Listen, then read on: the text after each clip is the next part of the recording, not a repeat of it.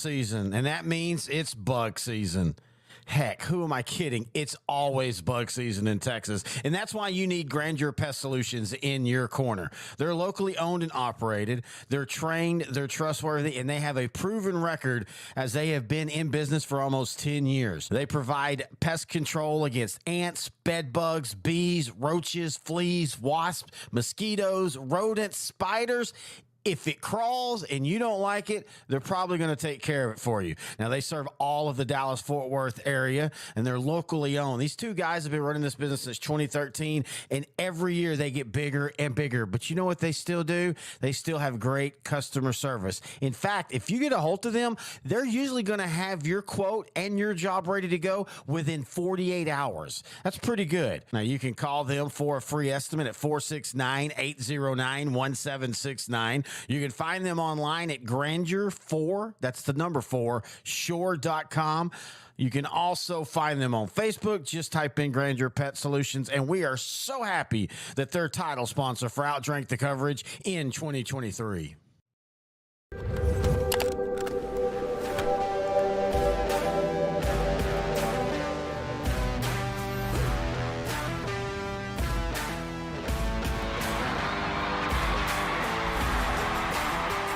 Hey, I mean, that was a good point.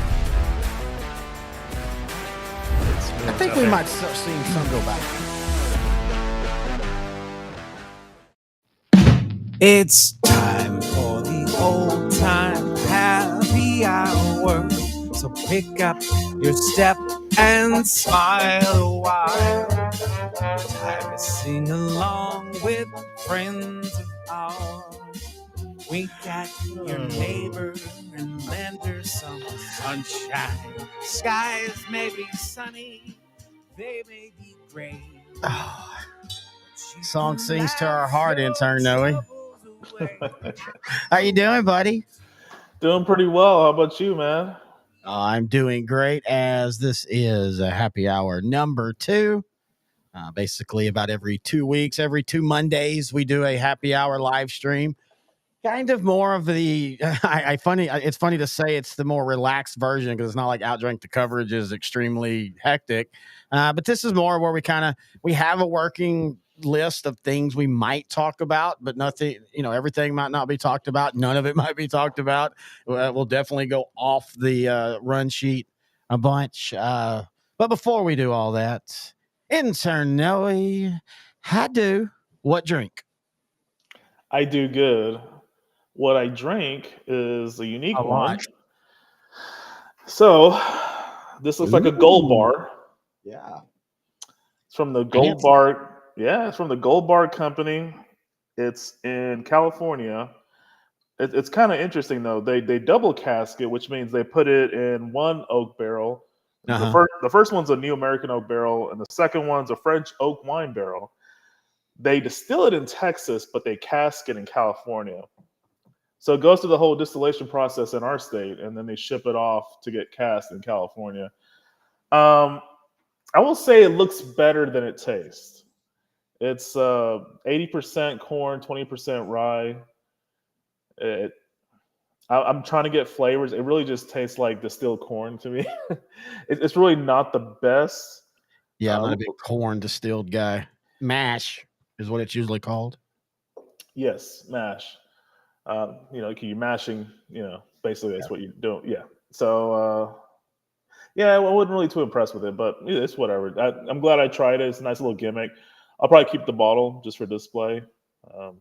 Anyway, how do you, and what pretty drink? Well, mine's not pretty. It was going to be. You had my fiance had her birthday a couple weeks ago, or last weekend, I guess technically, and you gave her a wonderful Venezuelan rum that's really good. We tried it Saturday, and I was going to drink that tonight, but I got a little acid reflux from the weekend. Hang on, it's stuck. There we go. So I'm using, the very fancy Taka. Oh my gosh. Taka vodka today. All right. I'm almost 100% sure that the Taka vodka And the 10 p.m. Taco Bell is definitely going to take care of my acid issues. Tomorrow I'll be singing in the rain. Lots of chocolate milk for you tomorrow. Yep, already got it in the fridge ready to go.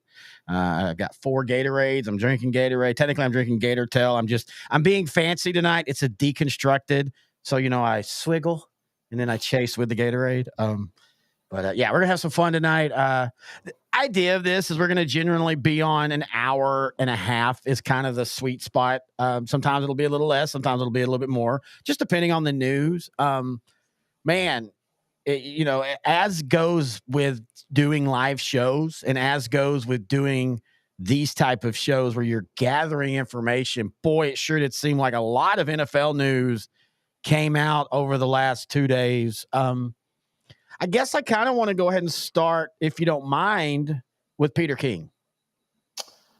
Legendary Peter King retires after 44 years. I mean, think about that. All jokes aside, he started covering football before you were born and when I was like 4 years old. That just blows my mind.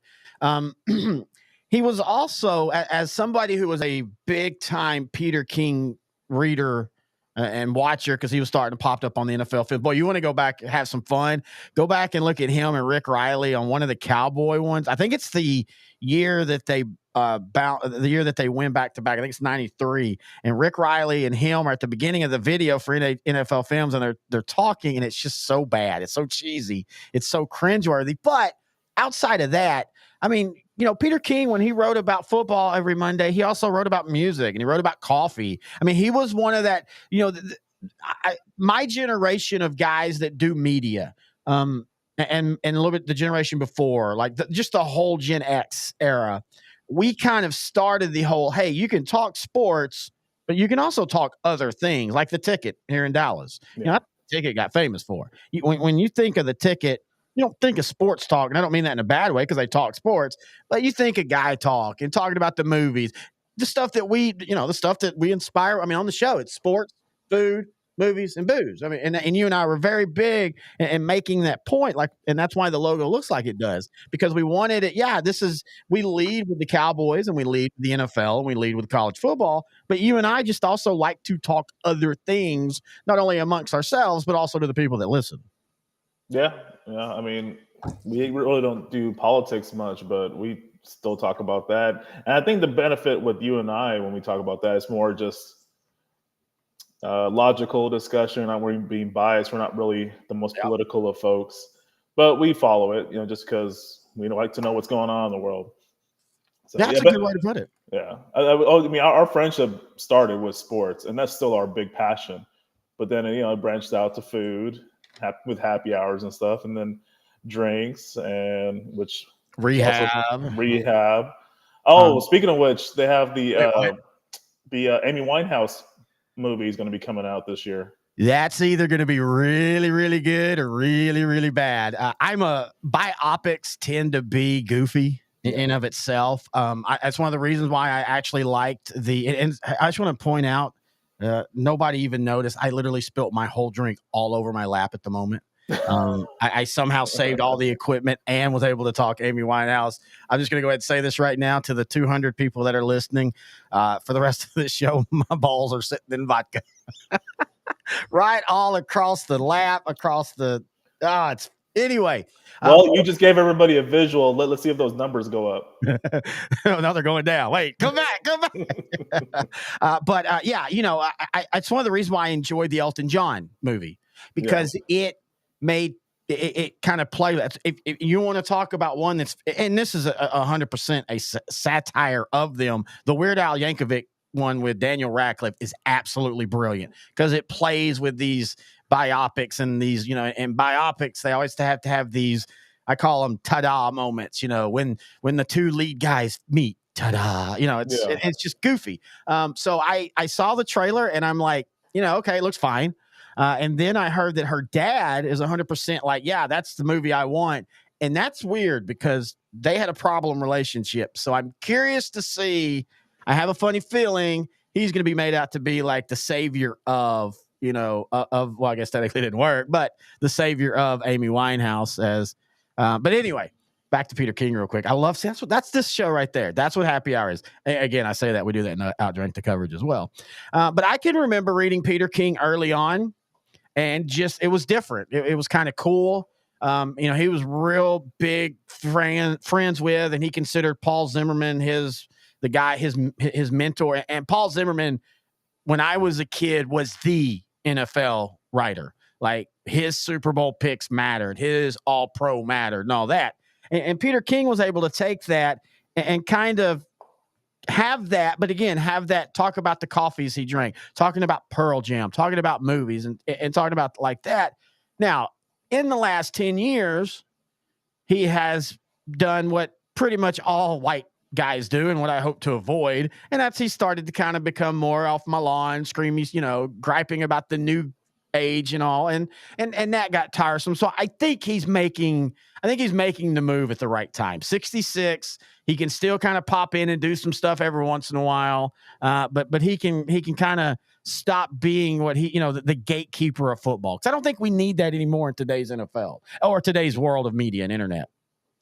I remember I was young. He kind of popularized the phrase Monday morning quarterback. Well, yeah, that was the name of good point. That was the name of his article was Monday morning quarterback, MMQB. And it was in USA Today. It was in Sports Illustrated. He wrote for Sporting News and all those. But yeah, that's where people learned about him. NFL Films, ESPN, they used him a lot for interviews. That's how I really know him. I probably read a lot of his articles. I just didn't know it. But I know him more from just him doing interviews, talking about something that's going on in the sport. He's 66. He'll probably be like Chris Berman, where he'll pop up here and there. I don't think he'll just cold cut retire and get land somewhere and just live off there for the rest of his life. I think he'll still be involved in the sport. I think he just got tired out. I think. Yeah, that's what he said. That's what he said exactly, word for word. He was just tired of the day-to-day minutia of covering the sport and having, doing what Adam Schefter and all them do every morning. Where I wake up and Adam Schefter's had 25 tweets from 5 a.m. on, and it's just, all jokes aside, at 48, it gets to be a grind. I can't imagine where I'll be in 18 years when I'm 66. Jeez, it's not that far away, huh? Shut up, dude. I was already thinking that, man. Jeez, I was already thinking that. I can't remember what it made me think about it. We were watching something this week, and it was Veronica Mars. She'd never watched Veronica Mars. I'm a big Veronica Mars fan.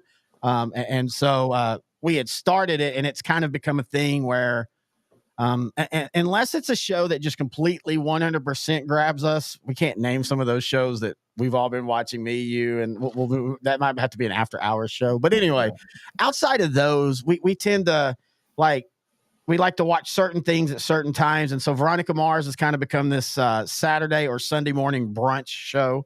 Watch a couple episodes while reading brunch and stuff. And we were talking about it. And one of the guys in Veronica Mars, he's now on SWAT or one of those police shows, and he plays like the assistant commissioner. And all I see is him playing the 15-year-old senior or junior or sophomore in Veronica Mars. And I was laughing. And then I was like, oh, that's 20 years. That's 20 years ago. Ha, ha, ha. And it was 9 years or 11 years before that I graduated high school. And it just, all that starts to add up, dude. It gets worse, man. It's going to happen to you too. Oh, I know. I turn 40 next month, and I'm starting to look back at some of the shows I just put on the background. I usually do shows instead of music, but sometimes I'll do music. One of them is Smallville, and that started in 2001, and that was 23 years ago. The League, You and I Love It, that started 15 years ago. All these shows that I like, and they were all in the 2000s. The 2000s was a long time ago, if you think about it. Yeah. So it's. But going back to those shows that we won't be mentioning here, at some point, if we ever have the time or enough followers, we should probably start doing a Patreon just to talk about everything.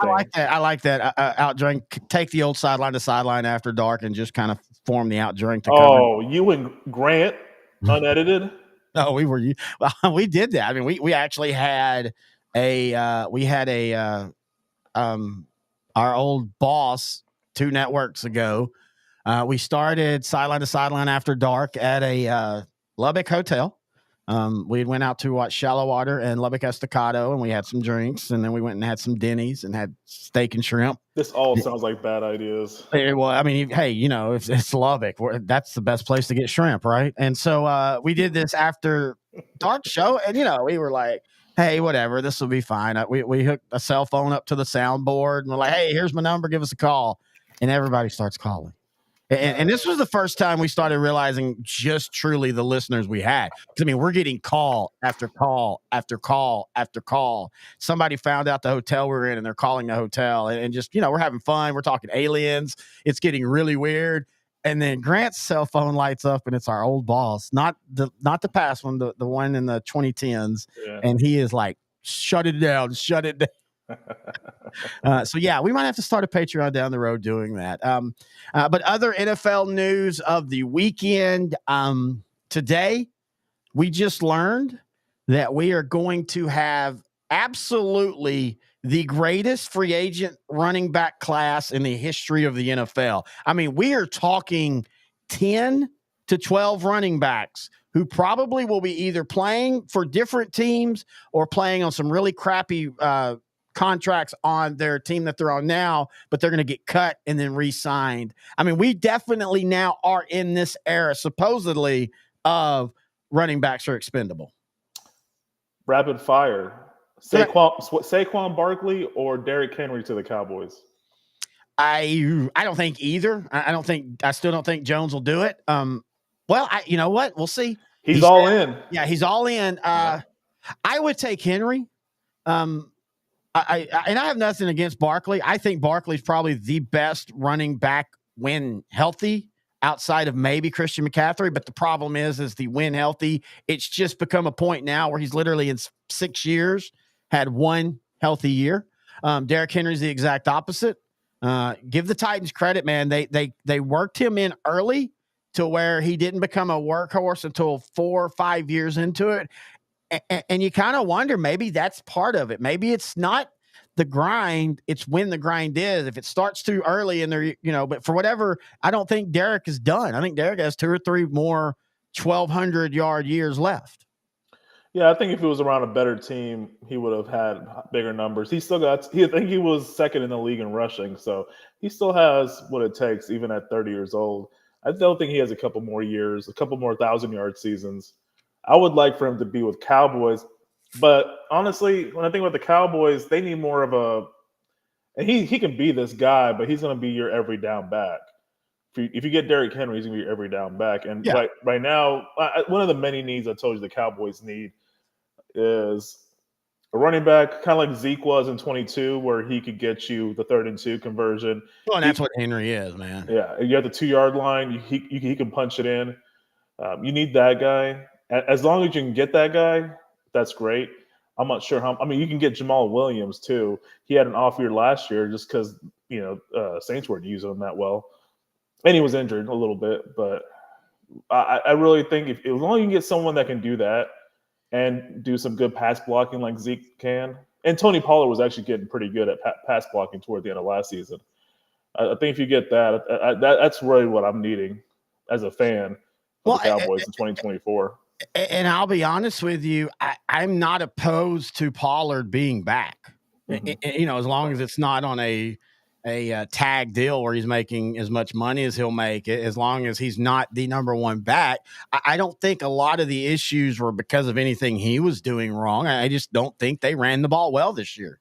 I don't think the offensive line was as good as some of the metrics. I don't think Zach Martin was as good as some of his metrics might say he was. As somebody who watches the game every day, this was definitely not Zach Martin's best year. Again, it was not a bad year, but it wasn't his best year. And so, I mean, they're going to have to adjust that. It's not just finding the running back. It's what are they going to do in the offensive line as well? Yeah, because Martin was still a Pro Bowler. You and I watch the Cowboys every week. We know he's still a Pro Bowler compared to everybody else in the league, but he was definitely not playing up to his standards. Yeah. Very high standards. I mean, he'll go down as one of the top 3 all-time great right guards in NFL history. Oh, yeah. I'm trying to think of anyone that's really better than him. It's hard for me to think of any. Maybe was John Hanna a guard for the Patriots back in the day? I think he was up there. Anyway, John Hanna's usually one of the ones that's considered like the best of the best, and because he was not only strong, but he was very much technique. And I know technique is still important, but especially back then, it was really, really important with just the angles and the size of the guys and everybody. You're talking about offensive linemen that weren't that much bigger than linebackers back then, because you wanted your linebackers to be big to be able to stop the run and things like that. But yeah, and I think he can bounce back. I don't think Martin's career is anywhere down. I don't think he's one of those that's on the down slope. I think the money thing, I think that puts pressure on players more than they understand until they hold out, get the money, and then come back. Because then you got to feel like you're perfect. Because you don't want, especially somebody like him who'd been really quiet. Fans love him, and he didn't take a lot of blowback from wanting a new deal, but he did take some blowback. And so I do think he might have put some on himself. And then, of course, he was kind of banged up all year as well. Well, I mean, him and Tyron Smith are on the wrong side of 30, so they're going to have these issues every year. It's just going to be, even if they're not Cowboys next season. Do you sign Tyron Smith if you're Dallas? Unless you can find a suitable replacement, you have to re-sign him. I have no problem because, he showed it last year. When he plays, he is still a top 3 left tackle in football. I think he is going to be willing to give them kind of a deal. He has before.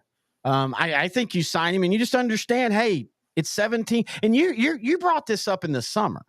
I think we're going to see an era where it's not going to be like the NBA where you're just sitting your whole team every game and all, but you're not going to get guys playing 17 games. You're going to get teams going, you know what?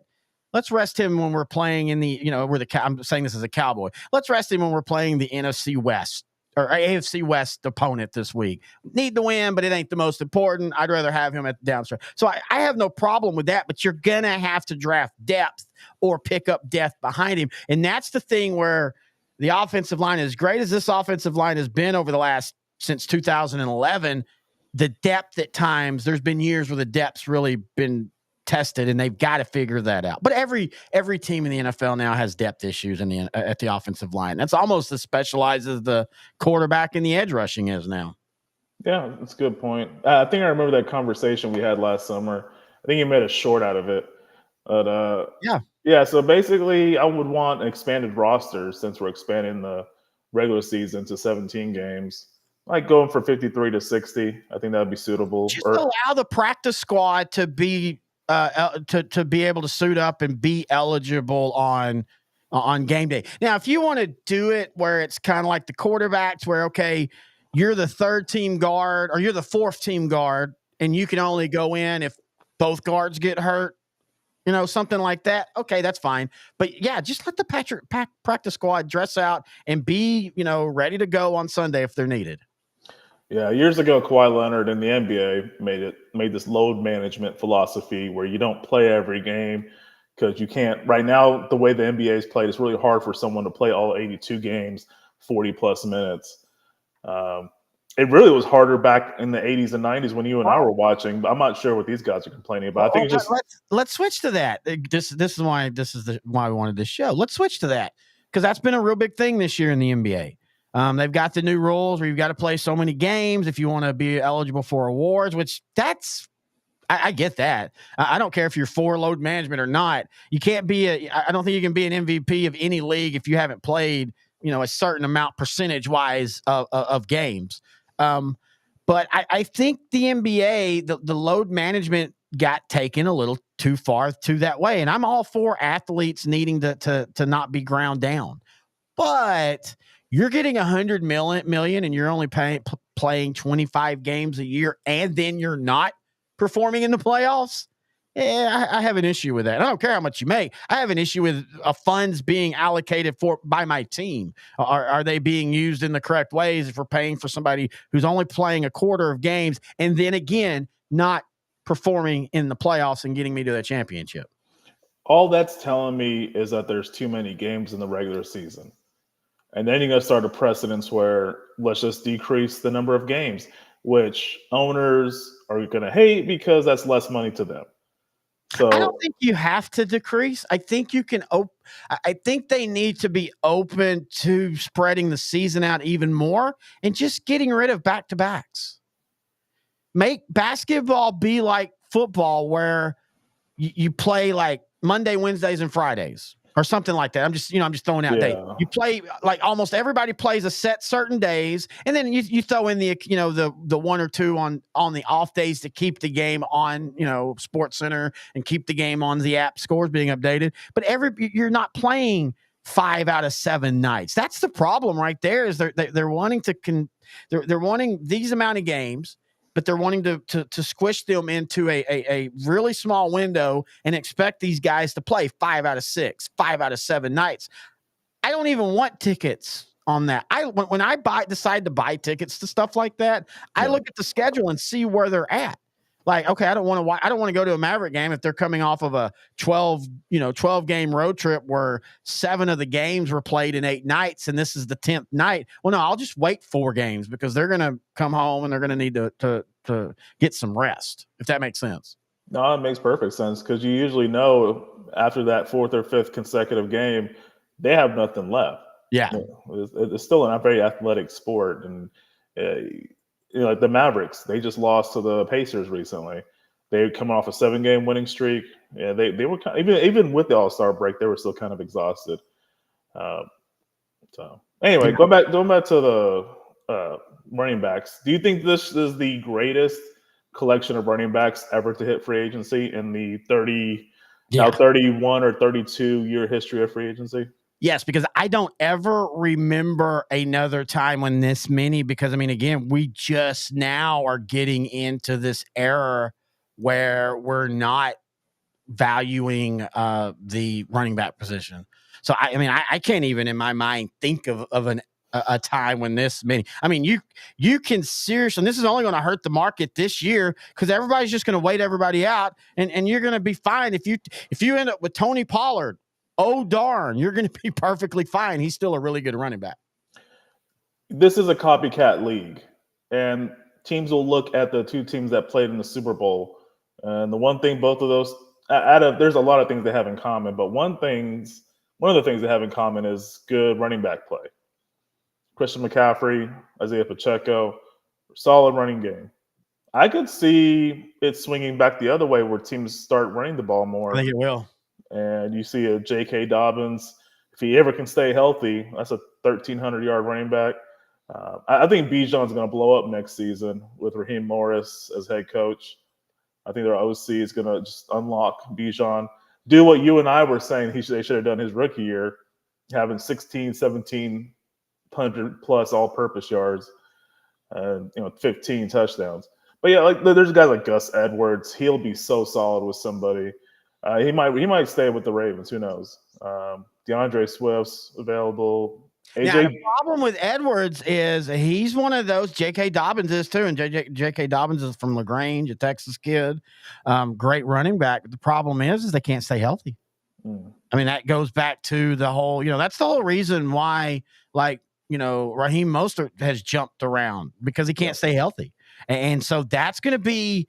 I think the value for running backs are going to crater for the next couple of years. And then you're going to always have 3 that I'm going to say consistently 3 in the league that you're willing to pay top dollar for. Like right now, I think it's Bijan Robinson, it's Christian McCaffrey, and then, Josh Jacobs or Derrick Henry. But Josh Jacobs, as much as we talk about Jacobs Henry or Barkley as a Cowboy fan, I want Josh Jacobs because Josh Jacobs to me feels like the guy that's going to still be grinding it out in 4 or 5 years. He just looks like he has that ability to put the load on his back and he'll carry.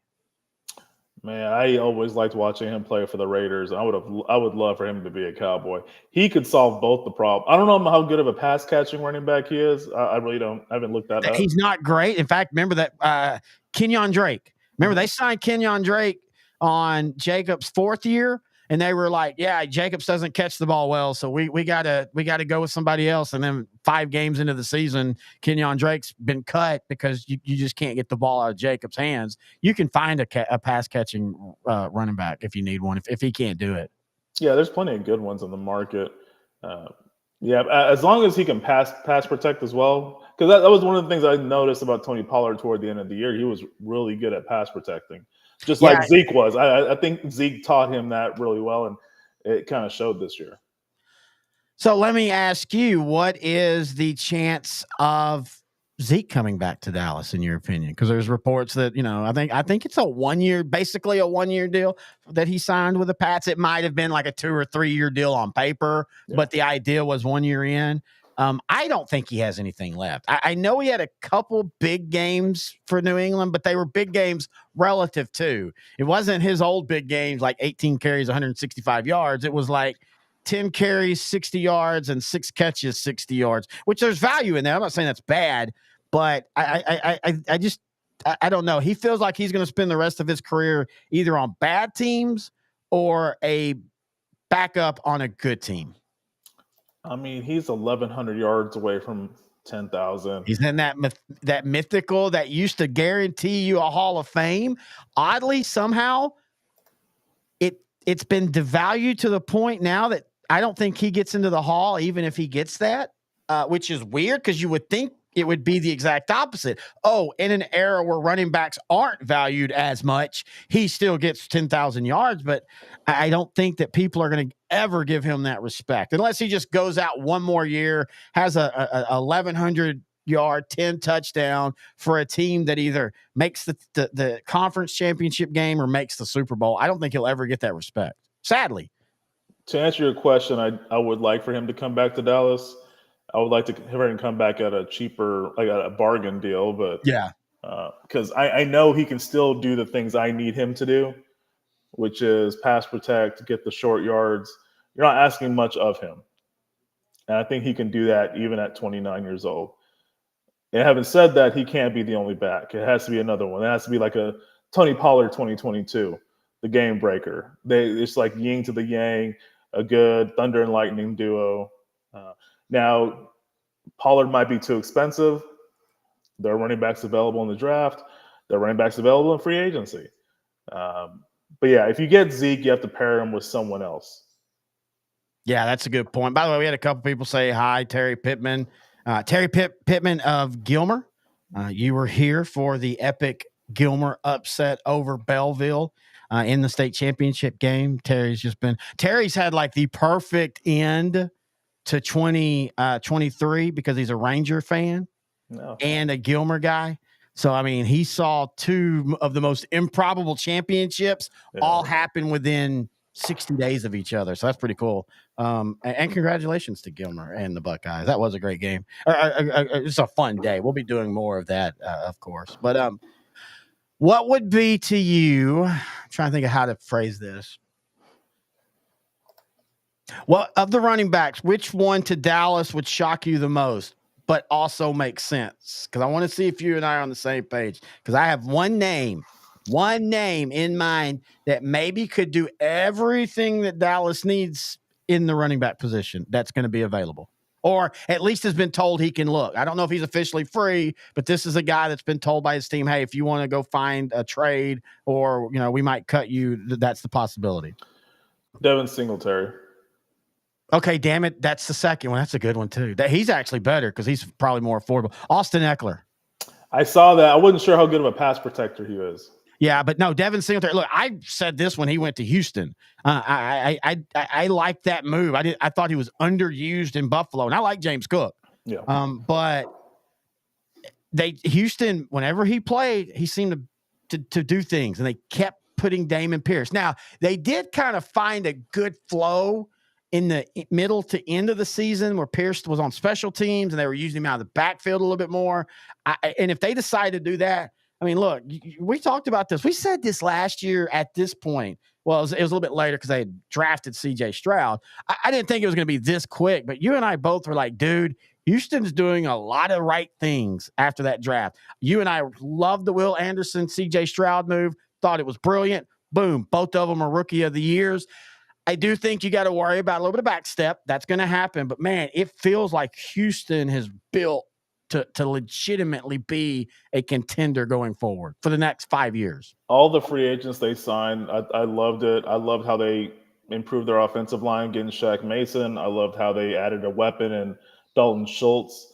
They paid, I think, $9 million for a year. But, I mean, he played better than I thought he'd play. I thought he was going to get maybe 50 catches, 600 yards, but he seemed he just kept popping up on Red Zone every week we were watching. He just kept popping up. So Nico Collins taking that step forward. Now, let's say this about Schultz. He did exactly what he did in Dallas. I mean, it's, people like, well, that shows that Dallas. No, he literally had, same thing with Noah Brown. Noah Brown, everybody was like, oh man, why did Dallas let him go? He's finally blossoming. And then you go look at his, dig into his stats and you realize he's literally got the same catch rate. Everything's the same. It's just Houston was so into injuries at that moment. He had to be their number 2. And he shined because the volume went up. Same thing with Schultz. Schultz did the exact same. Schultz, at least every time I watched Houston, and I know he had one in the playoff game, he had 1 or 2 just drops that just like, dude, you got to catch that. And he had one early in that game where it's like, man, if that gets a first down and they keep driving, it might have changed against the Ravens. That could have changed that first half of that game, and it completely changes the game. So it's going to be curious to see if Houston decides go with who we know in Schultz, or do they try to upgrade that position and he ends up back on the free agent market? Man, who knows? Another thing I did like what Houston did was getting Jimmy Ward to shore up that secondary. A good veteran presence to pair with their other outstanding secondary players. So yeah, when we going into the season, I really liked Houston going in, but you just don't expect, with a rookie head coach, with a rookie quarterback, you don't expect them to win 10 games and win the division. No. You expect them to get maybe 6-7 wins, learning pains, learning curve, and then going to 2024, 2025, actually started being contenders. But they accelerated their progress. And I'm kind of curious to see what Arizona does with their 13 picks this draft. I really think they can take leaps and bounds forward. They already have a quarterback if they really want to stick with him. But if you notice, you really haven't heard anything about they're looking at quarterback, and if they're not, and they're going to stick with Kyler, you're right. All their draft capital can be used to build around him. Get Marvin Harrison Jr., get another lineman. I hope the Bears keep Fields and go with Harrison Jr. That would be the smart play to me. I think you keep Fields. I think you keep the offensive coordinator for at least 2 years. Fields needs some consistency.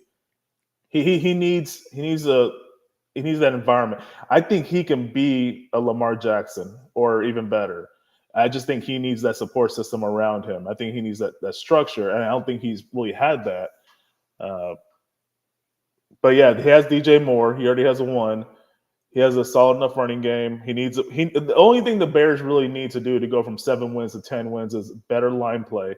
Yeah, on both sides. Yep. Like I said in our last podcast, they addressed the defensive side with one player, Montez Sweat, in the trade. They'll keep him, add 1 more guy there, add 2 more offensive linemen. You'll get to 10 wins and a playoff berth, and just keep adding along the line. And soon enough, they'll be challenging for the division. Well, and this is why we talked about it last year. I don't know where Dallas is going to end up over the next 2 to 3 years. Mm-hmm. But you're going to look back at 2023 and be like, man, that was the year, because you've got the Lions who look finally like, yeah, they're real. They're not just, I'm the one that doubted them. I'm the one that said, hey, in the first round, and they almost did. I mean, let's be fair, and again, it's the playoffs. It should be close. But the Rams almost beat them. But still, the Lions won. And then the Lions make the case that for 3 quarters outplayed San Francisco. So I'm going to give the Lions credit. Packers, real easy to say they're going to keep going up. I think they will. Also, though, let's not look at the Cowboy game and think that's the reason why. You and I were like, guys, dude, that pass rush is getting the teams more and more. I just kept going back to that Thanksgiving game, and they just absolutely befuddled the Lions. And the Lions had a really good offensive line. And then, that's literally what happened against Dallas. Same thing. Now, their defensive front, and we'll see maybe with the change, Joe Barry being let go, their defensive front had a tendency to just completely disappear at times too. Yeah. And so they've got to figure that out. But yeah, the NFC this year has gotten closer to the AFC. I don't think the AFC is leaps and bounds better. I do think it's still better, especially when all quarterbacks are healthy. And of course, we have to see if that's going to happen.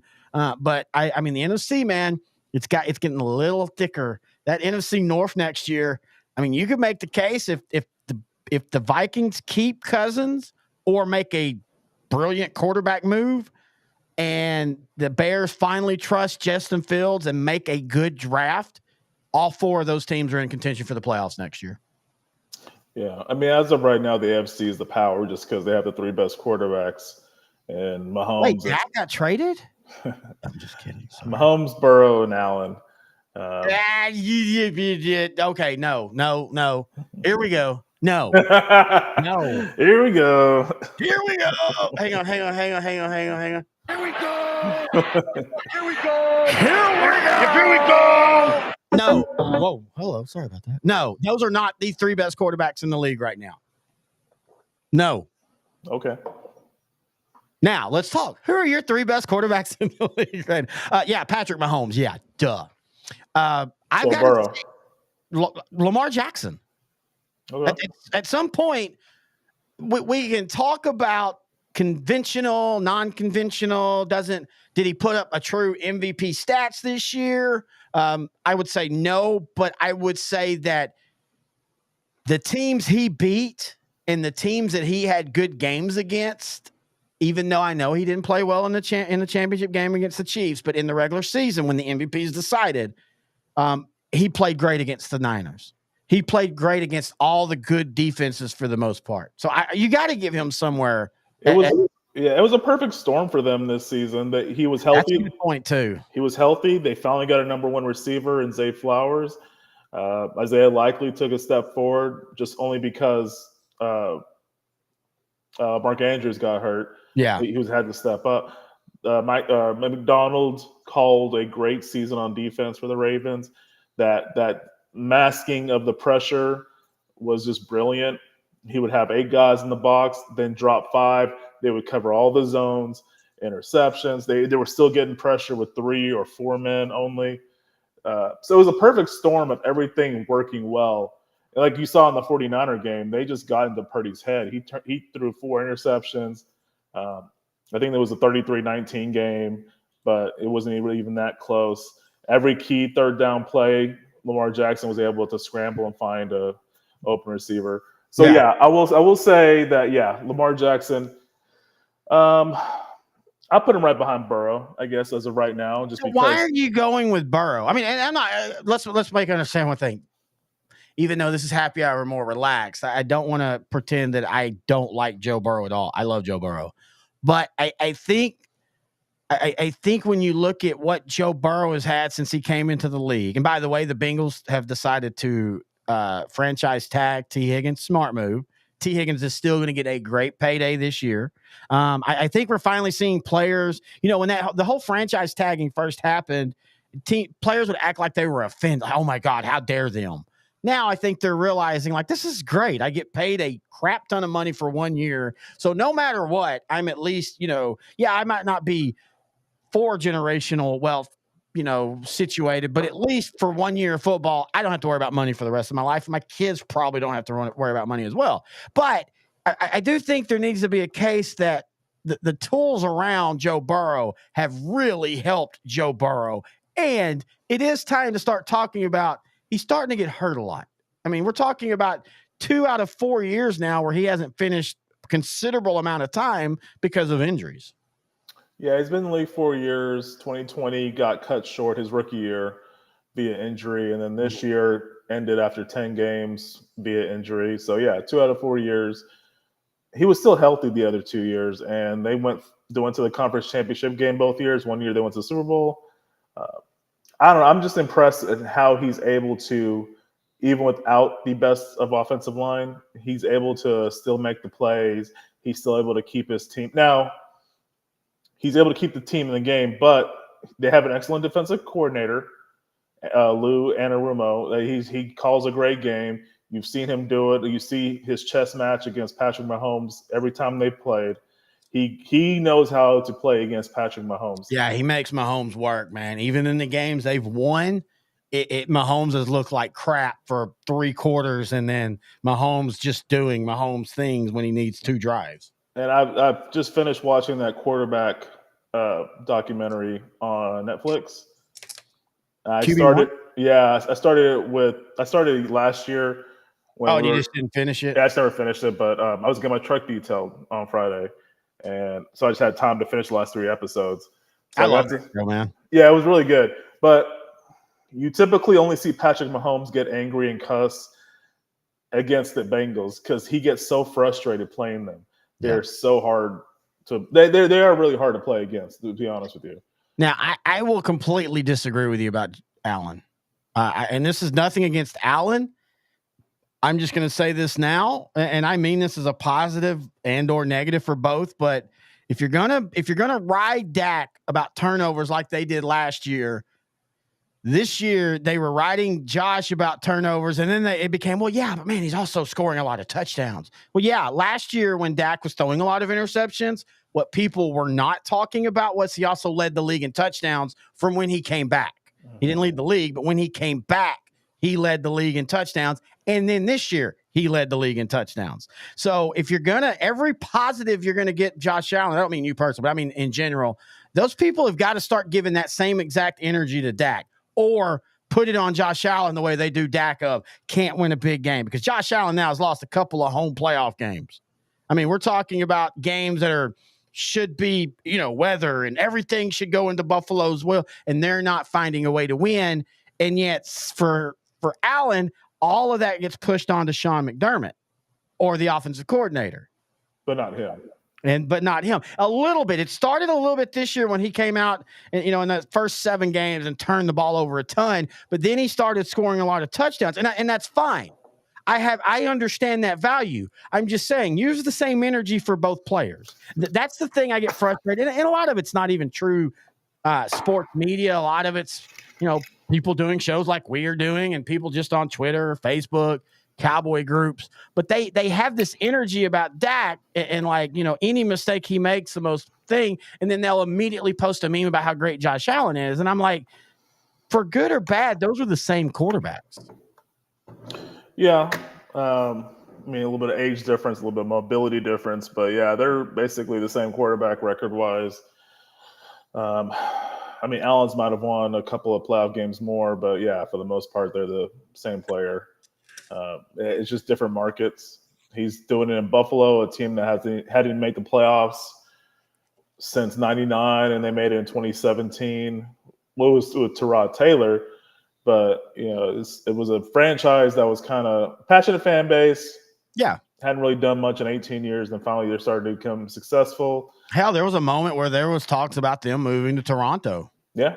Yeah, just because they're building a new stadium in Buffalo, but they were going to play some game. They started playing a game in Toronto. Well, no, but there were talks in the 2000s about them moving to Toronto full time. Yeah, it's not far away. Yeah. I get it. I haven't said that. I still like Allen just like as much as I like Dak. Of course, I'm a known Dakalite. I think I coined the term. It's gonna trend at some point. And I don't know, never. But past the first round. Just like the Cowboys. Laughter into tears. Yeah. Anyway, yeah. So I think just like with Dak, I think Allen's a guy that can win a Super Bowl for a team. Yeah. It was kind of heartbreaking watching them lose to the Chiefs in the divisional round. I really thought they were the better team in that game, and the fact that DeMar Hamlin kind of played a role in them losing kind of sucks as well. Yeah, sort of. I don't think that they were a better team. Again, I think to the credit of Josh Allen, I don't think the Bills have been built as good as people think. I think Josh Allen's got them out of some jams. And we'll go comparing Josh Allen to Tony Romo in that respect, where, there was that trend where everybody's, Romo can't win the last game of the season to get them into the playoffs. Yeah, because he wore down from dragging Dallas from 5-11 to just being in that position to make the playoffs. And I do think that's a lot with Josh Allen. You look at that, they feel more and more like they're really ill-fitted in a lot of ways. Like, what was the point of drafting another tight end last year? And I like Kincaid, but he had a good year, but it didn't feel like he did that much different than Knox does. Like, it felt like him and Knox literally give you the same thing.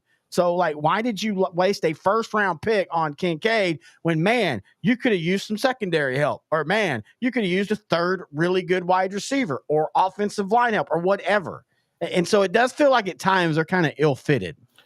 Yeah, you could pick up a good point with the secondary help because they lost in the divisional round, but they were without half their starting defense. Yeah, and that's been a thing, too, is injuries for them, especially on the defensive side, oddly enough. That just keeps happening. Yeah. So I wouldn't put Herbert in the top 10 as far as quarterbacks right now. I mean, talent-wise, yeah, he's one of the best I've ever seen. But does he just keep getting a pass? Let's see what happens this year with Harbaugh as head coach.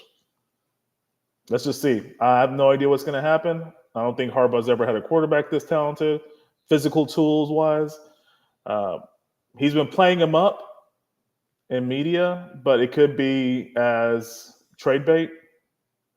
Bring up his value so he can get the most return if he wants to trade Herbert, or he really thinks this of Herbert. Who knows?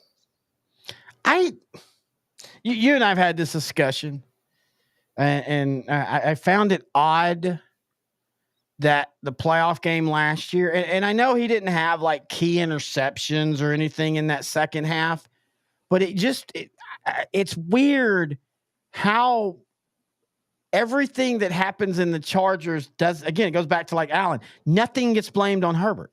Mm-hmm. Like nobody. Okay, yeah, he's a great quarterback, but if we're gonna talk about like quarterbacks or leaders, does he come off as a leader to you? Because he kind of comes off as very nonchalant and, hey, if we play, great. If we don't, great. I'm gonna go surfing either way. Yeah, he seems more laid back. I really don't know who the leader would be for the Chargers. Maybe Keenan Allen, maybe Khalil Mack. I really couldn't tell you. It seems like a directionless franchise with beautiful uniforms. Oh, still the best look. But yeah, I mean, it's just at some point that becomes a legitimate issue. Like, when does he? And maybe it's now. Maybe with the change, and it's Jim Harbaugh. And I still contend Justin Herbert is not a Charger within 2 years. He is not the type of quarterback that Jim Harbaugh wants as his leader. What if the Chargers draft J.J. McCarthy? I don't even know if J.J. McCartney is really what he wants. I think when you're in college, you take what you get. I'm not saying they wouldn't, but I mean, Justin Fields feels like a Jim Harbaugh quarterback. I'm just going to go ahead and say that right now. Yeah. A guy that, because Jim Harbaugh, he's not quite like Tom Landry in that he dabbles. I mean, he's not play calling both sides of the ball, but Jim Harbaugh and Bill Belichick are the type of guys that have their hands in both sides. And so he's going to build a roster that he wants to see. And first and foremost will always be gritty, gutty quarterback. And Justin Herbert just does not come, whether he is or not. And maybe he becomes that. I just don't think that he's a fit that Jim Harbaugh is going to say. And I know Jim Harbaugh said all the things, but that's what you're supposed to say. Whether you're wanting to trade him or not, I think he's shackled with him for at least a season. I just don't know if that's what Jim Harbaugh wants. Well, outside of Justin Fields, who in the NFL do you think he would actually want? Like, if he could just take anybody? If he could just take anybody. Like, just pick off anybody? So my question really is, who is the most Jim Harbaugh type quarterback that's a starter out of the 32? Dak Prescott. Listen to what everybody, no jokes aside. We can talk about Super Bowls. We can talk about haven't won the second round. That's fine. Those are all valid. But listen to what the guys that play with Dak say. Cole Beasley, who had all the reasons in the world to hate Dallas, and he talked shit about Dallas when he left. But when he was asked recently, who's the best leader you've ever played under as a quarterback, he immediately, Dak Prescott. Mike McCarthy, and again, we could say, well, he's the coach. Yes, say this. Mike McCarthy says he's one of the best, just pure locker room leaders. Now, being a great leader doesn't automatically mean you win the Super Bowl. That's the thing people need to understand. That doesn't automatically mean success. But when you talk to people that have played with Dak, under Dak on offense, they all point to him. And I think Jim Harbaugh would love that redemption arc of a quarterback like Dak Prescott. I could definitely see that. Again, you and I both liked Dak Prescott. So any positives hurled toward him, I'm all for it. Yeah, I guess I could see him as a Harbaugh guy. I guess he has a lot more skill sets than I would expect for a Jim Harbaugh guy. Not he is gritty, but he also has the numbers to suggest he's more than just that. Well, I mean, I don't think Harbaugh wants less stats. I just think that kind of is what happens. And again, we never got to see the true Colin Kaepernick arc. Yeah. We never got to see, everybody wants to point to that last year. Oh, it showed he sucked. Well, no, that last year, San Francisco was falling apart. Jim Harbaugh was gone. The team was terrible. That was a flash in the pan Super Bowl run. So we never got to see where Colin Kaepernick ends up. I just pure quarterback style. He was fine. I mean, but he was dynamic. You can't, whether you care about the kneeling, whatever, you point to the stats. He's dynamic. He was dynamic. And there's a place in the NFL. You don't have to throw for 5,000 yards if you can be like Lamar Jackson and throw for 3,600, but also run for 800. And at 3rd and 4, literally scare every defense in the league because you can run or throw. And that's still, man, when you can find a guy that can do that, and that's what Patrick Mahomes does. And Mahomes doesn't have the rushing stats because Patrick Mahomes saves it. If you ever noticed, we were talking about this during the AFC title game. He had a big run. That's what he does. You forget how good he can run until he runs for 28 yards on 3rd and 4. Yeah. You saw in the Super Bowl, when he runs, he is fast. If you look at his body, he has everything that I like in a quarterback or just an athlete in general. Like he does leg day. We'll just say that. Oh yeah, powerful legs. He's a lot faster than he comes across. He's still a pass first type quarterback, but when he needs to make a play, he trusts himself more than any other player on the team. He trusts his players, but if he's going to if he's going to take control of the game, he wants to have the ball. He wants to be the one that makes the play because he trusts himself more than he trusts anything else. Yeah, that right there is a great way to put it. And that's that confidence. And that's where, confidence is really, really hard to monetize or value. Like you just, because I know some really confident people that go out and they just fall flat on their ass. Yeah. But in saying that, there's a confidence about these guys that the greats and when everyone's quantify big games and all that, I don't think there's such thing as a clutch gene, as Skip Bayless is so famous for saying. I do think there's a confidence factor. And I think like when you look at Dallas this year, I think I still say this, everything was going great until the Packers won the coin toss and took the ball. Once that happened, and once that sack got nullified by a penalty, and once the Mike McCarthy realized, oh shit, my defense can't stop them, all the confidence went on that sideline, and you saw the pressing. You saw the frustration. You saw CeeDee Lamb, who you're literally talking about a play that if that ball gets caught, it might be a shootout, and everybody's fine with Dallas. And like, okay, we're just going to win this in a shootout. But he dropped it because the ball was behind him. All that happened. They lack that confidence. Patrick Mahomes, dude, he's the one quarterback that can be down 21-0 going into the 4th quarter, and I am shocked if he does not complete the comeback. Going back to that Cowboy Packer game, I'm surprised that you would think that a coin toss basically ended that game. It's crazy, man.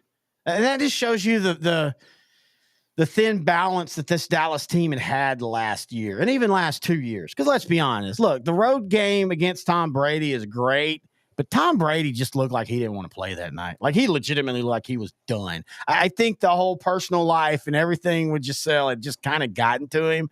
You could tell.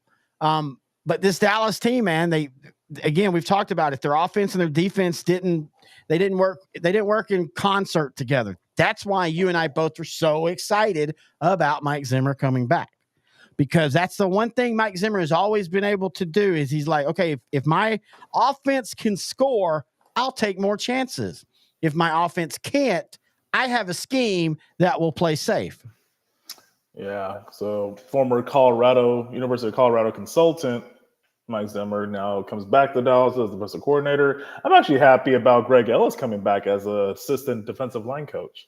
Yeah, I do too. He'd been a coach for Dallas before after he retired. I like that's one of the things that you don't hear people give like Jerry Jones credit. He's always been real big about bringing back former players. Leon Lett was a coach for a few years. Actually, he ended up like coming back multiple times. DeMarcus Ware's never been a full-time coach, but he's worked on. He's gone to camp with the Cowboys and worked with the defensive ends and with Micah Parsons and stuff. I like that as well. Let's go ahead and kind of let's talk about that. Let's talk about this year with Dallas. We made the joke, and I'm gonna run with it during the season. I'm gonna be like Randy Quaid and you two, and Major League Two, and just every time Dallas does good, I'm gonna poo it. And every time they do bad, I'm gonna of course. But I will say, God damn them, I'm back in because I like Mike Zimmer, and I truly like Jerry Jones saying we're all in. That doesn't mean they've got to blow things up either. You can be all in this year and still be okay for the future. The Rams proved that because the Rams were all in, won a Super Bowl, had one bad year. But if you really go back and look at it, it was injuries. And now they're back. And, dude, I kind of feel like the Rams with the right draft might replace San Francisco at the top of the NFC West next year. I think San Francisco's in trouble because the losing team in the Super Bowl tends to be in trouble the next year. And San Francisco has now lost 2 of the last 4 Super Bowls when they led in the first half of both of those Super Bowls. That stuff starts to kind of wear on you. We talked about that with the Rangers in the 2011 World Series. Once you have collapses, it's really hard to keep that locker room going. And after the Super Bowl, they fired Steve Wilkes, the defensive coordinator, after one season. What do you think about that? I don't like the move, to be honest with you. I think Kyle Shanahan couldn't fire himself, so he had to fire somebody. I agreed with that 100%. I think you and I talked about that the day it happened, but then I started reading what people that were like who respect and really think Steve Wilkes is a great coach were talking about. He never was a good fit, and it made sense because look at the 2 defensive coordinators before him, Robert Saleh and DeMeco Ryans, 2 guys that are very aggressive, very in your face, rah, let's burn this house down. We're going to go win. And then you bring Steve Wilkes in and he's very quiet. He's more of the, like the chess player, like he's 3 steps ahead, all that, but he's very low key. Like you go do your work. I don't need to tell you how to do your work. You're going to do your work. So I kind of start to realize, I just think that was a bad fit. One of those where the talent for him and the players are there, but they don't work good. Same thing with the Eagles. Same thing with Miami and Vic Fangio. We're learning now that, Jalen Ramsey was not a fan of Vic. He felt that he really kind of kept him and Howard down as cornerbacks. Well, they don't have to worry about Howard anymore in Miami as they released him and Emmanuel Ogba. But anyway, going back to the 49ers, I think that he should have fired him after the Viking loss because he was very critical openly, which you should never do, about his play calling in that Monday night game. Who? Kyle Shanahan. He was critical of Steve Wilkes and his play calling. Dude, I totally forgot about that. So dude. I think they had dropped their 2nd or 3rd in a row midway in the season. And the defense was struggling in that losing streak. Let's be fair. The defense was actually – that's why it's so frustrating when you go look at how they played Dallas, and then 5 games later, it's like, what the hell? And then you realize they put everything into that Dallas game. Like, all the jokes aside about how Dallas was, San Francisco treated that like a playoff game, and they did not respond well after that. It's a good point, man.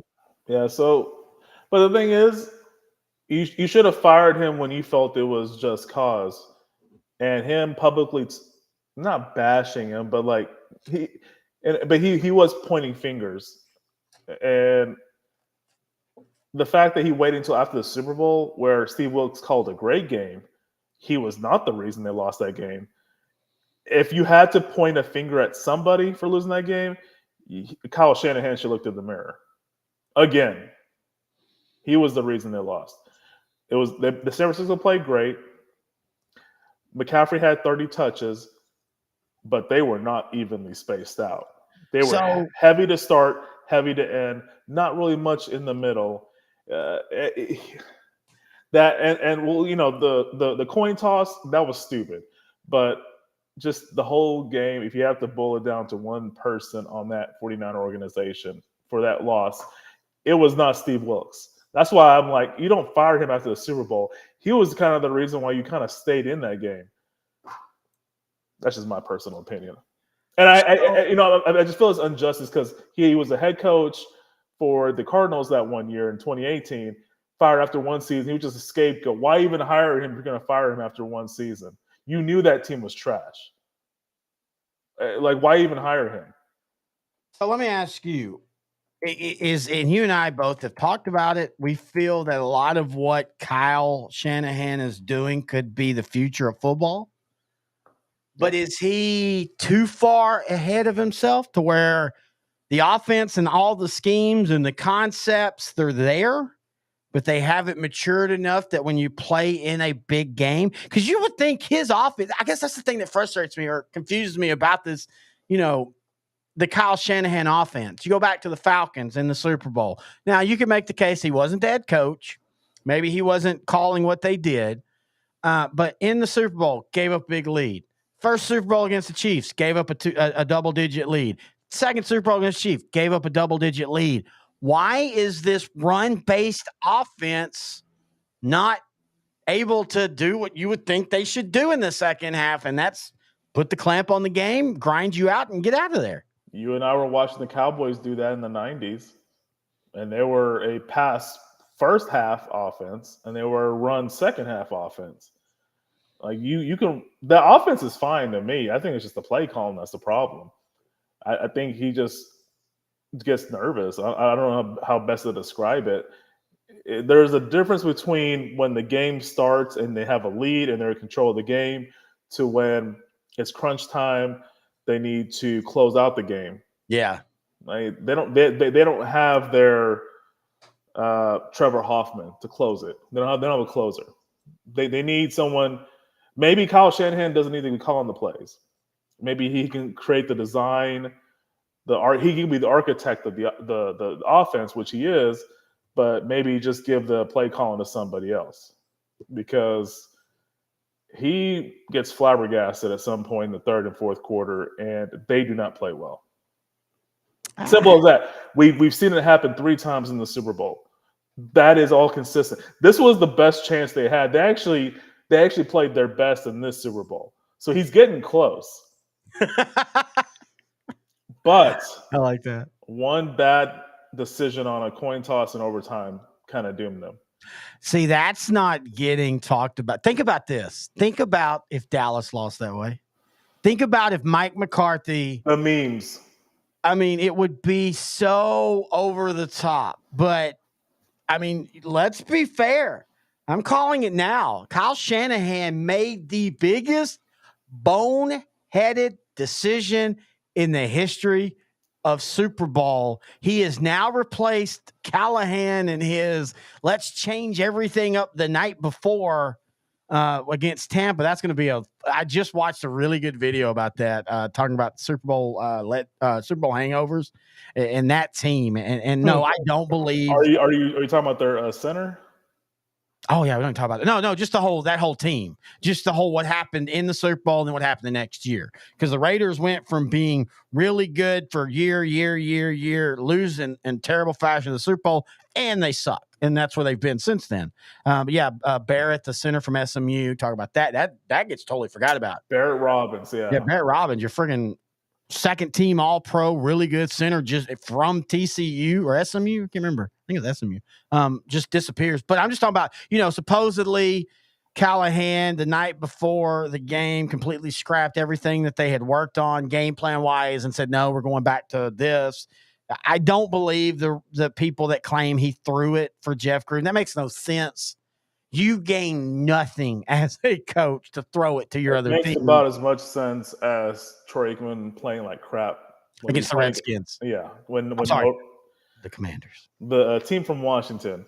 team Just from because his buddy Norv Turner was the head coach. That actually makes more sense though, because if it didn't happen that way, but if you're Troy Aikman, you're like, yeah, we can lose 2 of these, and we're going to still only lose one other game, which is what happened in '95. What happened in '95? But I mean that at least there's some understanding on that. Yeah. But in the Super Bowl, Callahan didn't go, hey, you know what, Gruden, I love you so much, I'm going to throw it. I mean, I would get it if, like, he followed Gruden everywhere. Like, if he'd have quit the Raiders the week after and became the offensive coordinator for Tampa Bay, then you'd have been like, oh, okay, I see that. But, yeah, that didn't happen like that. Is he going to join his son in Yes. Tennessee? Yes. Okay, good. Yes. I think that was the first hire he made. That's good. I like that move. And and I liked him as an offensive line coach for Dallas. Yeah, he was really, really good. And again, maybe because he was in Dallas, and I just remember him being asked about all that, and he was like, "Why would I give up, something that I have chased as a head coach that would have cemented me? It gets you at least one other head coaching job down the road if you've won a Super Bowl, maybe even 2. You get carte blanche with that. But anyway, a la Doug Peterson right now with the Jaguars. Exactly, great point. But my point is I think Kyle Shanahan's blunder of him claiming that they knew, but players legitimately saying, yeah, we didn't know. Hell, I didn't even know. I did not know that they had changed the Super Bowl playoff overtime to where both teams will get the ball no matter what. And the end of the time is just the end of a quarter. It's not like the end of a half. It was when Romo was like, Mahomes is being smart. He's not forcing it because he doesn't have to. If the clock ends, they just go to the next. I didn't know that, but you're supposed to know that if you're the Niners. So I go back to, if that was Mike McCarthy or whoever the Cowboy head coach is, the shit that they would take from that, we would never hear the end of it. Yeah, definitely not. I just don't even want to think. I mean, thinking about the Cowboys in Super Bowl makes me happy, but think about them losing the way the 49ers lost in the Super Bowl. I would have to live in a hole somewhere. Just get off. 100%. Yeah, I would just be a hermit. Just live in a cave. I wouldn't be able to handle it. It's just the backlash, the insults. It would be at an all-time high. So, Kyle Shanahan, be blessed, sir, that you are not a Cowboys head coach. All right, let's go. I actually kind of went down the run sheet on some things because you brought up, because I remember the conversation. NFL, favorite other team to root for over the years? Yeah. So that kind of was brought up because you had said something, or one of us had talked about the 2000s. Yeah. Was it the Colts you said you Peyton liked? Manning. I thought you knew this. I don't think I knew this. And this is one of the reasons why I did want to do a show, and I still want to approach it, but I don't think the Heisman race is the right reason. But I loved the 97 college football season. It was just one of those seasons that just stuck out to me. For whatever reason, it was a huge reason. I loved watching it. I loved Peyton Manning. And in the early 2000s, Dallas was not only bad, they were boring. And I've always said, I don't care if you're bad. I can watch you. Because at the end of the day, it's not about who wins or losses. Let's be honest. This is entertainment. It's like watching a movie. And so I don't want to keep watching the movie if you're boring. And so I would still watch Dallas, but I wanted other teams to watch. And so the Colts, man, dude, they were fun. I still remember 2001 fantasy football. I somehow, in a 12-team league, got Peyton Manning, Marvin Harrison, and Edgerrin James as my 3. What year was this? That's 2000. 1999, 2000. It was. Oh, yeah. So it was 99. It was Manning's second year, and I think Edgerrin James was a rookie that year. It might have been 2000. Then they all 3 were established at this point, so maybe it would have been. Yeah, it would have been 2000. I know this. This was a couple of years ago. I played in that dumbass league that at the job that I was at the time, and like one going away. That was not comparative to the Manning group, because I was in a good league, but I was spotting everybody 100. I was up 100-0 before anything happened, because all 3 of them every week, it was just, if one of them didn't have a great stat game, they at least had a touchdown. Yeah. And usually usually James was 90 yards, a touchdown, 60 yards receiving, Manning, anyway, I rolled. I went undefeated, never had a close game, absolutely dominated. And so that I was always watching the Colts at that time. And so I'm like, well, screw it. I want to start watching them. And then they couldn't win in the playoffs, and it was endearing. It was fun. Like you're rooting for, because I didn't have that blood thing. It was okay. Like, oh, that sucks. That sucks. They got beat by the Patriots on the road. That was 04, 05 one. That was the one where I was like, okay, this is starting to be a thing. Like they really can't beat the Patriots. It's amazing to me when you look back. Manning actually has a really good playoff record against Brady, even though it doesn't feel like he did. Yeah, and that kind of took place around 06 and later. And then the Broncos. Yeah, he started winning those games. It started with the 06 AFC title game where they were down 18, came back, gave Brady enough time for him to have a game-winning drive, but then he threw an interception to end the game. Colts won the Super Bowl that year. Yeah, so it started then, but in the regular season, a year or two before that, he started winning games against Brady. Yeah. So you kind of saw the momentum swing. The Colts were, again, also building a really good all-around team. They had the offense. They had Mathis and Freeney as edge rushers. They had Vanderjagt as a kicker, and later Old Patriot Adam Vinatieri. So the kicking game, punting game, they later got Pat McAfee, who, as you know, has a successful show on ESPN now. Yep. From on YouTube, dabbles as a commentator for the WWE. So their special teams was good. They had the rushing. They started building their defense some more. Their offense was already stout. That's a team I probably could see you rooting for because they were fun to watch. Fun to watch. Both sides of the ball. And then you and I, one of our favorite players that if he had played long enough would be a Hall of Famer, Bob Sanders, the thumper. You know, they were. I remember that 06 season when they won the Super Bowl. Their first loss of the year was to the Cowboys in Week 10 or 11. The Sean Lee the 2 interception game, I think it was. Or I know he had a big interception. I think he had 2, but I know he had a big interception in the game. Was it that one?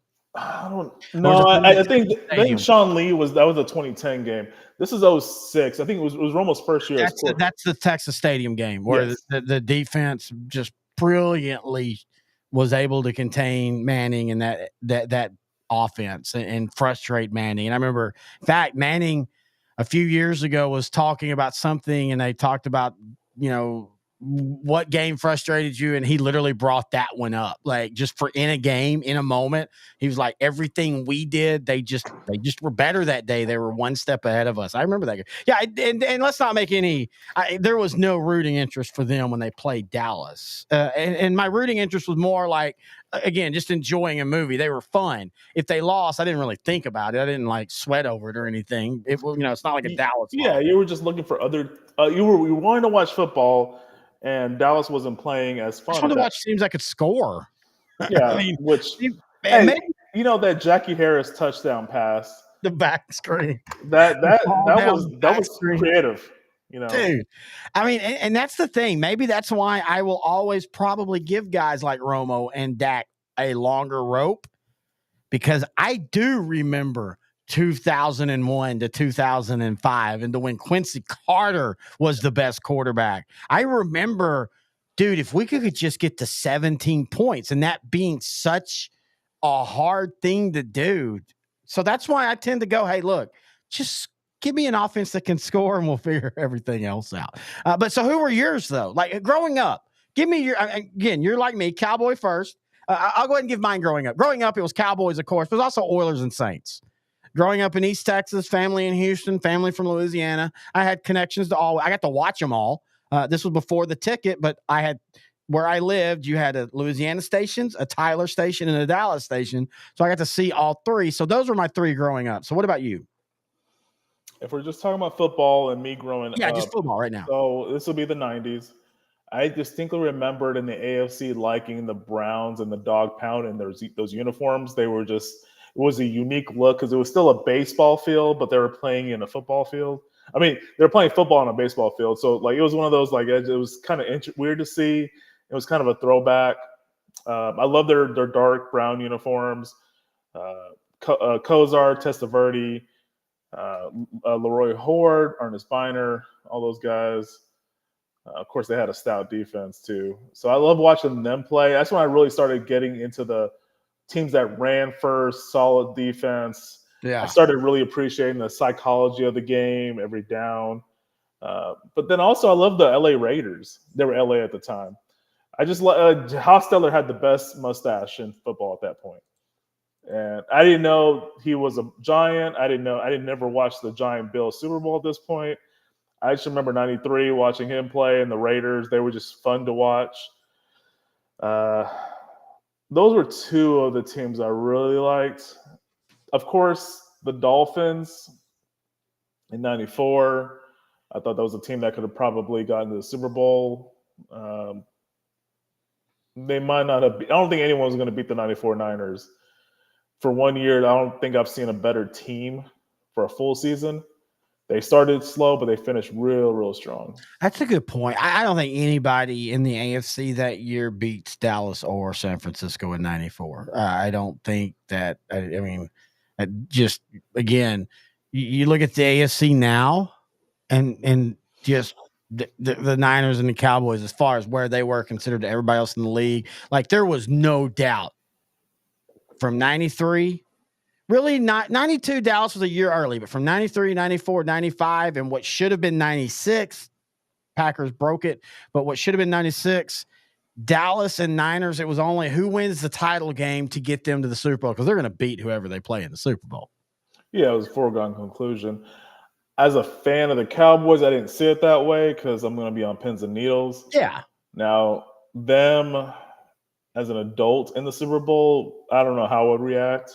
I probably only would watch it with you, only like no one else, because I just that's the rule we've said. Yeah, I'd be so nervous. I don't think I would eat or drink the whole day. Just yeah. Well, that's why, if you remember, the Monday after Dallas was eliminated, I messaged you and said, "Hey, now we can enjoy the playoffs." You did say that, yeah. I mean, I've got to admit, it's happened for so long now. There's a point of it to where, man, they're gone. I can now enjoy what's about to go on because I don't even remember what a title game feels like. I really don't. I mean, I really don't. I don't even feel like what going into the second round comfortably feels like just confidently. I miss the Oilers. I miss watching the Oilers because they also had a unique stadium atmosphere. I remember like steel railings. Yeah. On the outside. I always thought that was interesting. I think about it now, you would never see that, obviously. I mean, NFL has kept growing in the last 30 years. Yeah, I think those are the teams, I would say. Not What many. 2000s. When they're especially early 2000s.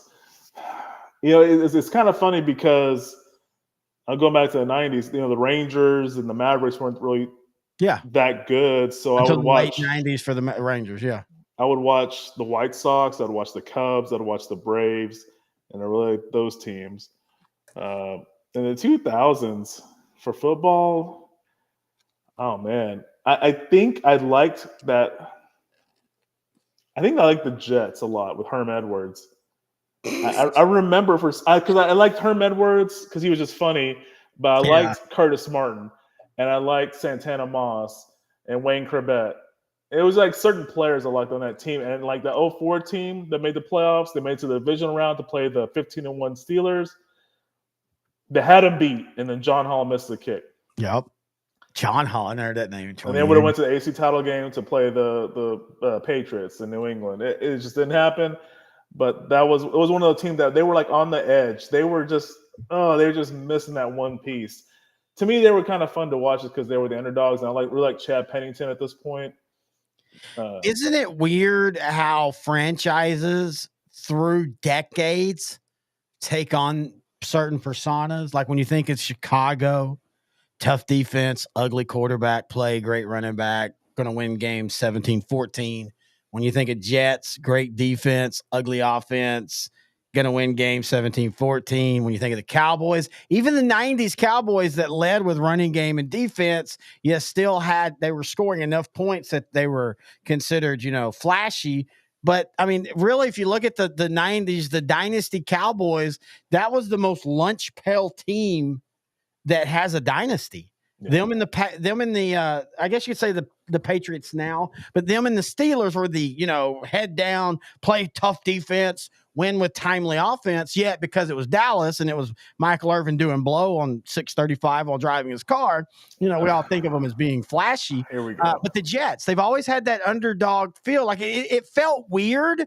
Yeah. Aaron Rodgers was It's still going to feel weird next year when Aaron Rodgers supposedly is going to be starting for them, because you're not used to that. It was weird when Brett Favre was there, because that's not what you think of. And it's weird too, because they had maybe the most flashy quarterback in the history of the NFL that led them to the promised land in Joe Namath. Yeah. It was funny because it was a few good years, maybe 3 or 4, and the rest of it weren't really good years for the Jets. But because he was so flashy and flamboyant, he was the center of attention, considered one of the greatest quarterbacks ever. To me, he was just overhyped, but he did get them to the promised land. So you can't deny him that. I go back and forth on that because I think that's a great topic. His career numbers do not look great, even for that era. But that dude was also throwing for 4,000 yards in that era, which is also unheard of in that era. Exactly. So I tend to give him the benefit of the doubt. To not only because and the Super Bowl's fine. Again, you and I, it's going to be a show for another day, and it's going to be a talking point forever. The championship that decides quarterbacks. I've never understood that. I never will. Great quarterbacks don't win championships. It's okay. Bad quarterbacks win championships. That's okay too. I think Trent Dilfer is better than Dan Marino and Dan Fouts. Sorry. I would take Trent Dilfer over Tony Romo any day. And then also Warren Sapp and John Lynch and Dexter Brewer, all of them too. But that's keep at it. Yeah. Keep going. You wanna talk about, it's funny you talk about Trent Dilfer, because Trent Dilfer was a first round pick. Trent Dilfer made a Pro Bowl. Trent Dilfer had a cannon of an arm. I used to defend Trent Dilfer. Like, Trent Dilfer is not as bad as people claim. And then I watched the Super Bowl film of Billick on the sideline, literally screaming to death every time Trent Dilfer's making a mistake. And I'm going, okay, maybe he didn't play great. He did have a great throw to Brandon Stokely for a touchdown. The thing is, all he had to do was hand the ball off to rookie Jamal Lewis, throw it to Shannon Sharp 2 times, and then let the defense do their job, and he still was making mistakes. So, really bad. I mean, it's still to this day. I'm surprised it doesn't, in this era where everybody's like, all the games are fixed. Nobody talks about the holding call on the interception on the Giants. Oh, when Armstead scored that touchdown? Yeah. Terrible call. No. Terrible call. That changed the momentum. Completely changed the momentum of the game. I mean, that was the moment that you're like, okay, the Ravens are going to win this game. But yeah, so it's funny. And again, in today's era, speaking of, I'm really tired of that. This whole crap of everything's fixed, that kind of crap gets. I had a couple more teams. All right. Titans back then. I really like the late the Stephen McNair Titans. The late great McNair, Eddie George, 2000 Titans was Frank Wycheck. Didn't Frank Wycheck die? I think recently. Yeah, he just died. Are we about to have a 1994 Chargers all over again? Oh, yeah. He died December. Yeah. Very recently. December 9th of last year. Yeah. At 52 years of age. And he fell. Cracked his skull. Fell. Going back to wrestling, Bret Hart's, brother-in-law, cousin. You remember Jim the Anvil Neidhart? Oh yeah, that's how he died. He in his house, he cracked he tripped in on an island, in the island in his kitchen, cracked his skull. Yeah, but I thought with him. Hang on, I'm typing. That's one other thing about the show. We're gonna type. I thought with him, he fell. Hang on, I'm trying to get this. I want to get this right. I'm a big believer in getting things right. I think what happened with him is he ended up having, So what happened with him, it's weird that I remember this. So he had been having trouble sleeping, couldn't sleep. So he gets up, goes to set his, to turn the air on. He looked at his, and this is from his wife. Yeah. He turned to his wife, as she said, he weirdly looked if he was about to dance and then fell against the wall. He had a stroke or an aneurysm. Jeez. He didn't fall and hit his head. He just I thought that's what happened. My yeah, bad. no. He just now maybe there's a thing where later on they're like, well, he hit his head a couple days before, and that's a thing. That is a thing. Yeah. Me and my fiance always joke when we were growing up. We always thought quicksand was going to be a way bigger issue than it is because in all the movies, and I never realized that falling can just the older we get. And my fiance, before we met, she was walking dogs and she fell and like completely destroyed her wrist, fractured her wrist and stuff.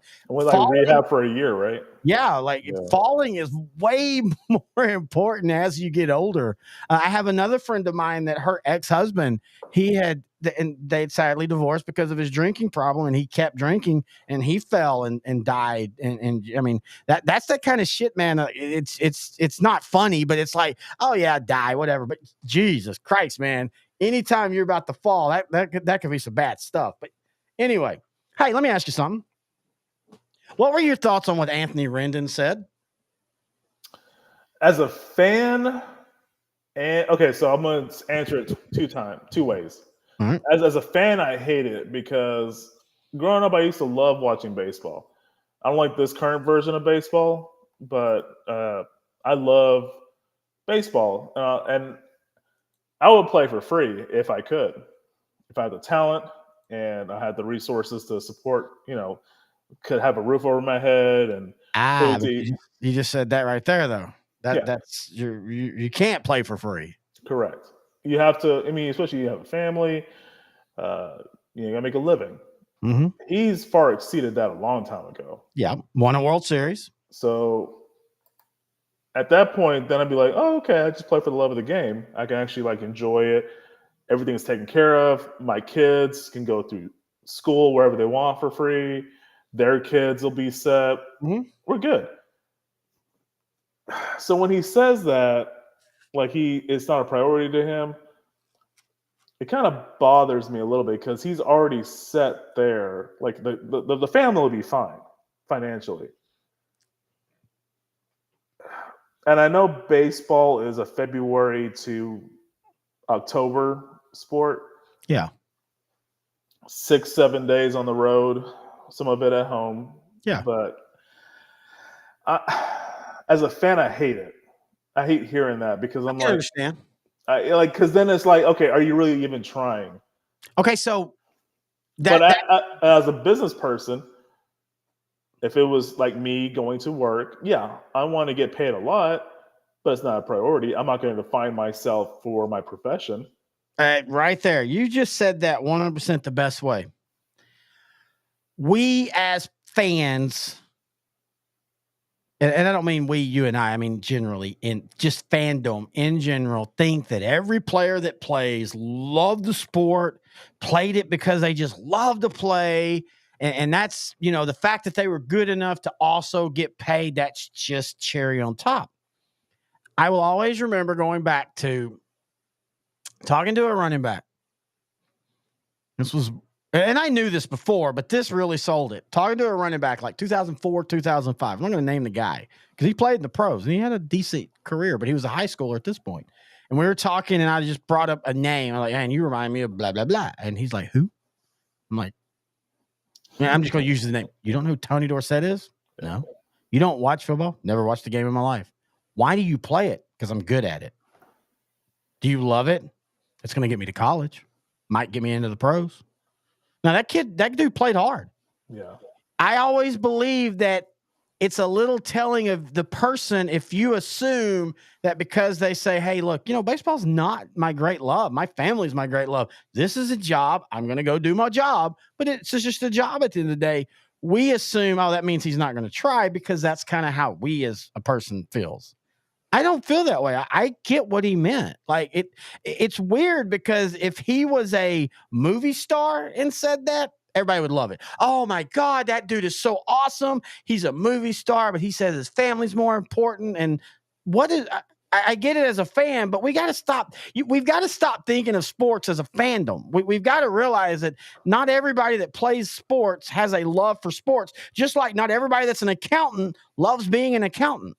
Or everybody that works in media loves being in media. Sometimes you just fall into a job that you're good at and you happen to get paid well. That doesn't mean you wake up every day going, woohoo.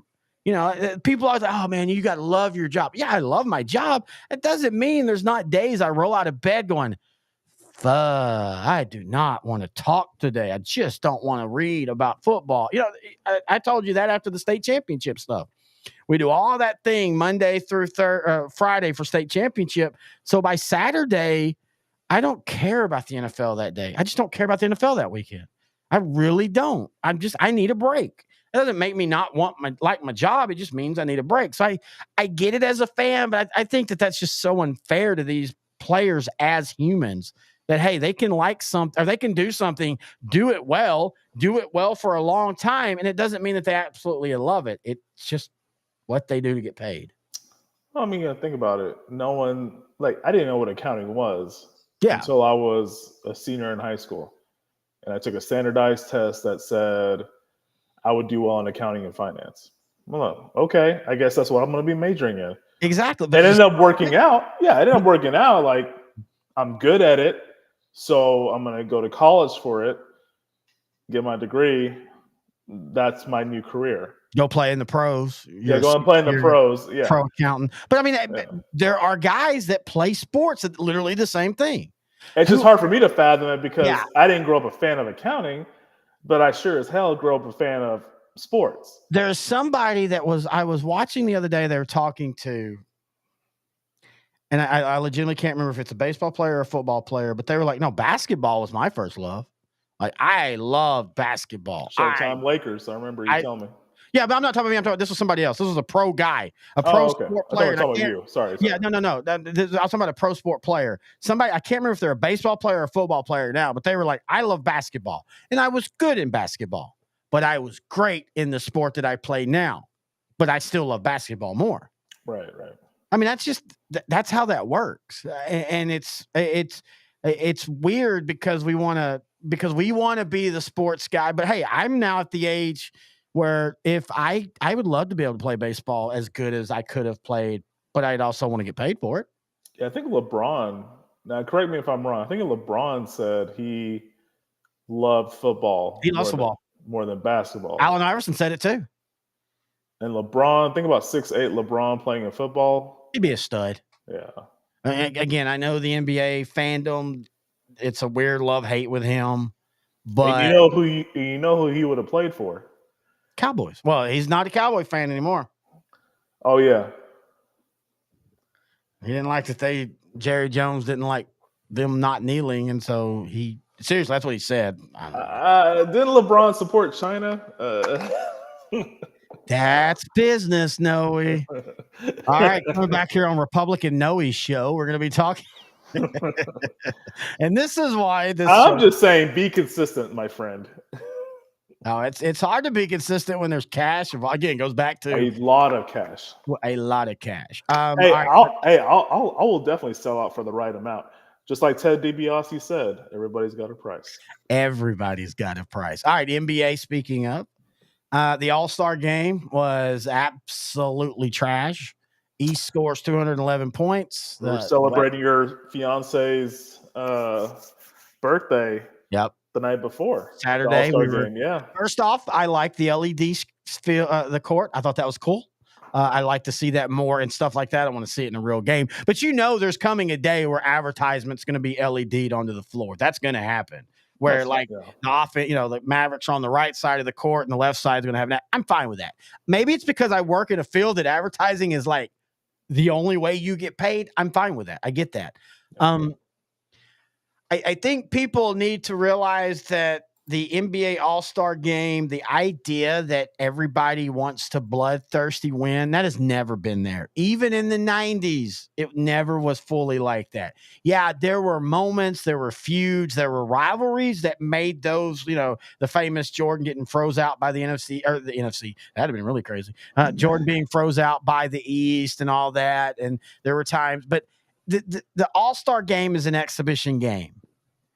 That's just what it is. Just accept that. Move on. If you don't want to watch, don't watch. I'm just so tired of everybody bitching about all the All-Star games. Oh, the Pro Bowl doesn't. Who cares? I like the Pro Bowl now because they understand. Yeah, they don't actually play a game anymore. It's 7-on-7, which is better to me. It was fun watching Jalen Hurts on that one throw to CD Lamb. And Lamb catches it and does a little somersault, and he jokingly goes to Hurts and just like trying to hurt me before next year because he had to lay out for the ball. And Hurts says something like, "Well, AJ Brown would have ran under it." It's just that's fun. I mean, it was fun. Why can't it just be a fun little thing on in the background? No, the Pro Bowl never was. Oh my God, we're gonna go out and kill them. Yeah, they played hard and they hit hard because that's just what you did. Now, Yeah, but it got to a point where they were just pity patting. Yeah, and I'm fine It with was that. the natural devolution of the Pro Bowl, and Yeah, I'm glad it got to where it's 7-on-7. Yeah, just have fun with it. That's why I think that NHL does the best. I think. See, I've gotten tired of it. I liked it before. I liked the idea of, division versus division. But the problem is and this is the problem with when you're doing that, you're building all-star teams to win. That's not necessarily putting everybody that deserves to be on an all-star team so that you're losing the all-star game point.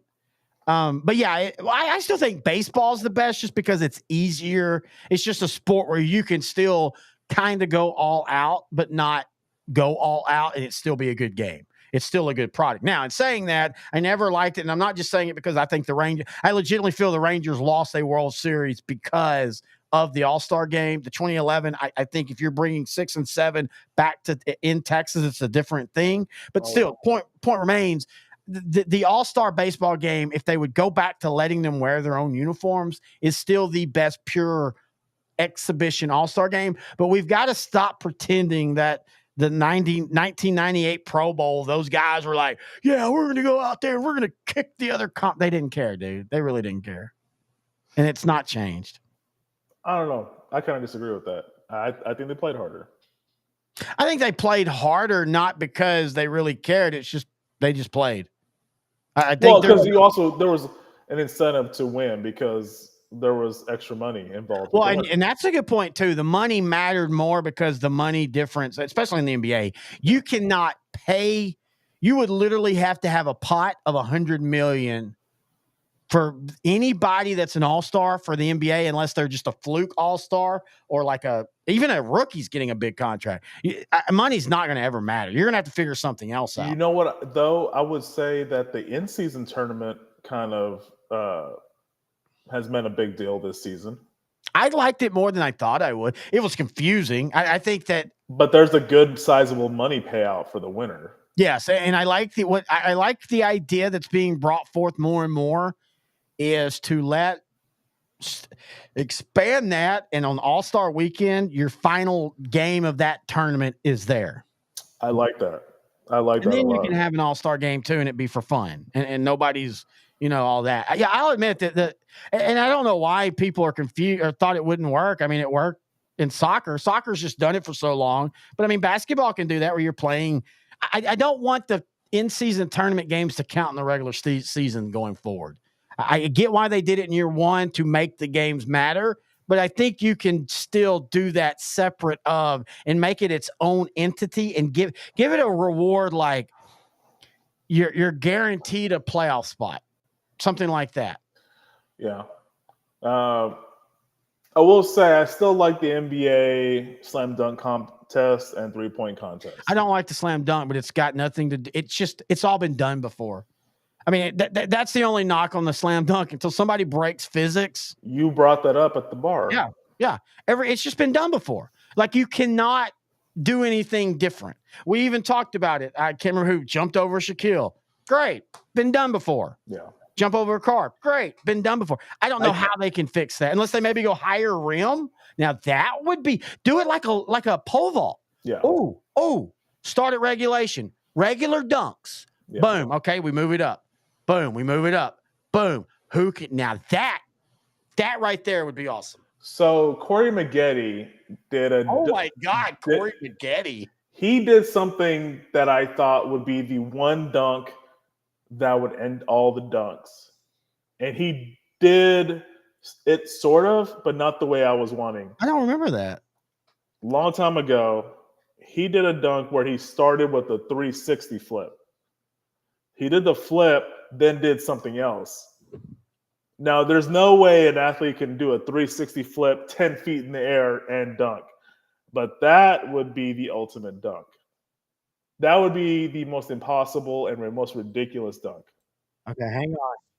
We're copyright be damn. You were trying to find it. I remember him doing it. I remember it was Corey Maggette. I remember him doing a 360 flip. Hang on. All right. So. Oh, you got somebody to get this crowd on his feet. There it is. This might be it. This might be it. This might be it. You know, one thing I'm noticing on Corey Maggette right there, hair away jersey right there. Have you noticed that? There's holes in the side like Velcro. I think I know where that comes from. I think I know where the ball is going to be. All right, here we go. Corey Maggette in the 2001 He's going to go draft. Don't tear the jersey off at the same time.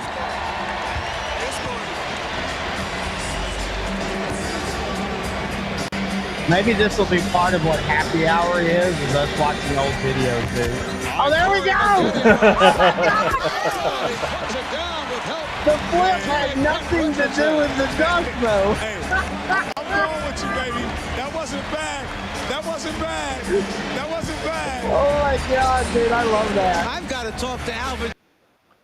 So when I saw that, I was like, I wonder if a player could actually do a 360 and dunk it. The dunk. But, I mean, these guys are already tall and athletic, and I know none of them can get 10 feet in the air and do that. Didn't, what's his name? The kid rapper actor who played in the movie about Michael Jordan's shoes. Didn't he do a forward flip dunk in the movie? Maybe. Romeo? Was it Romeo? Little Romeo? Little Romeo? Wasn't he the one that got like the USC scholarship? He actually played there, like got a scholarship and everything, like when he was young. Yes. USC, yes, it was him. And he was in the movie, Masterpiece. Yeah. He was in the movie where he got the magic shoes. I think we just found out something we're doing each happy hour. We're gonna watch an old video and comment on it because I think that's where this because that's what we do when we're drunk. Like people don't understand. We started this show in 2013, 14 because you, me, and Grant, who does sideline to sideline, that's this one right here. We all lived within like 5 minutes of each other. And so it became a fun thing. You and I started this back during 2020. We couldn't hang out. Hey, this is a great way we can still talk our football and everything and not have to type. Let's just do a show and we can do it. And part of what you and I do, we literally plan hangouts to where we will get together. We're going to drink a lot and we're just going to watch old NFL, old sports, old everything. I think maybe starting with the next one, we might include that into this. Well, we could have hung out in 2020, but, me and the guy that was doing the indoor football league preview are in alignment with the, COVID-19 overreaction. Indoor football preview. Oh, yeah. You remember that?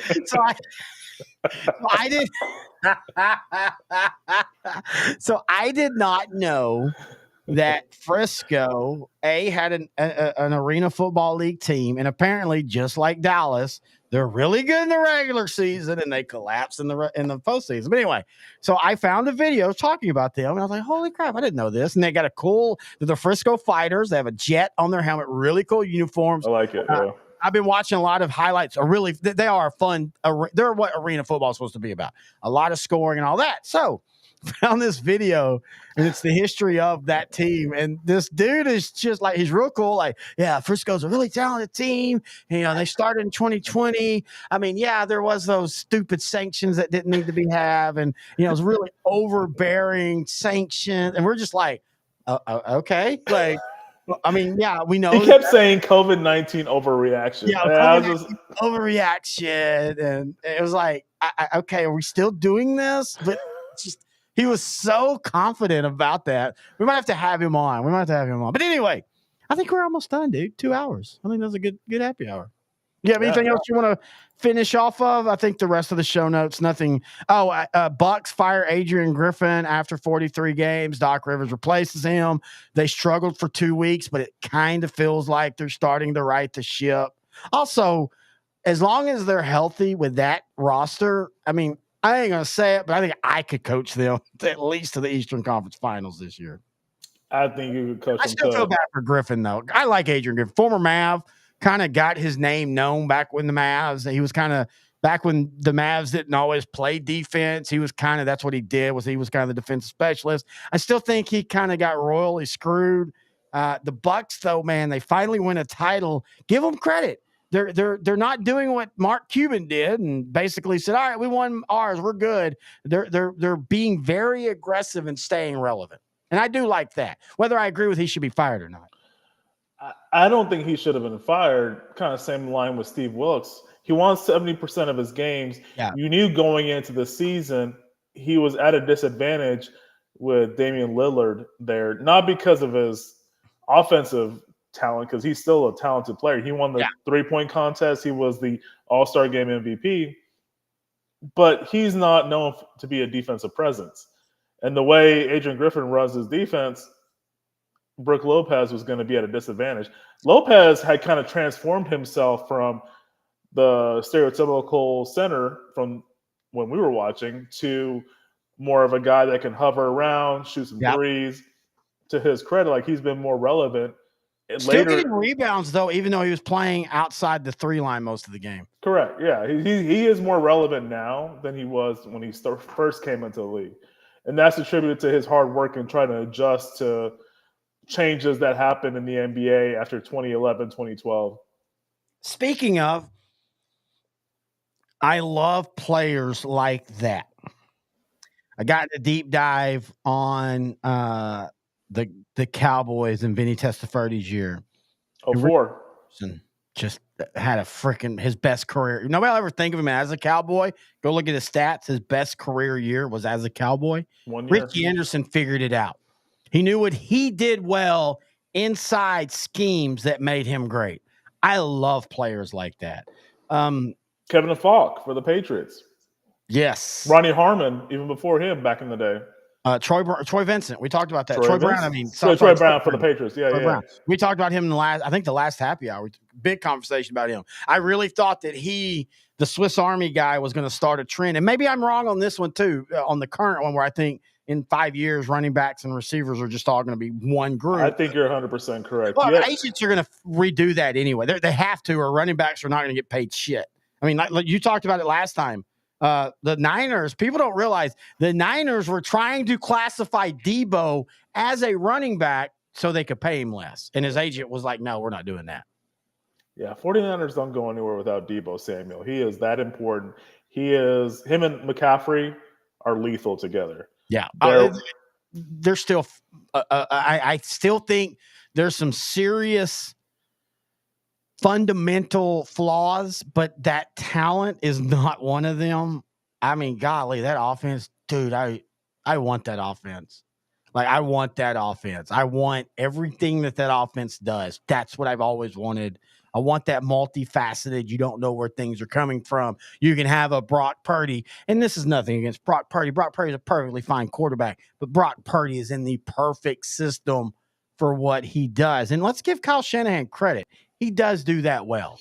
He finds Jimmy G was never better than he was when he was in San Francisco. Let's be honest. He's only not there probably because he couldn't stay healthy. Oh, speaking of Jimmy G, he's sitting out a couple games because he's been taking the dirty juice, been getting that Viagra. Well, it was something it was a prescription that it was a valid prescription, but he didn't have an exemption for it. That was the issue.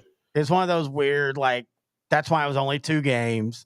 NFL basically said, like, yeah, he broke the rules, but there's no intent. Now, I do think that that's important. There's no intent, and so, that's why it's only 2 games, but it is still kind of funny, though. Where do you think he ends up in 2024?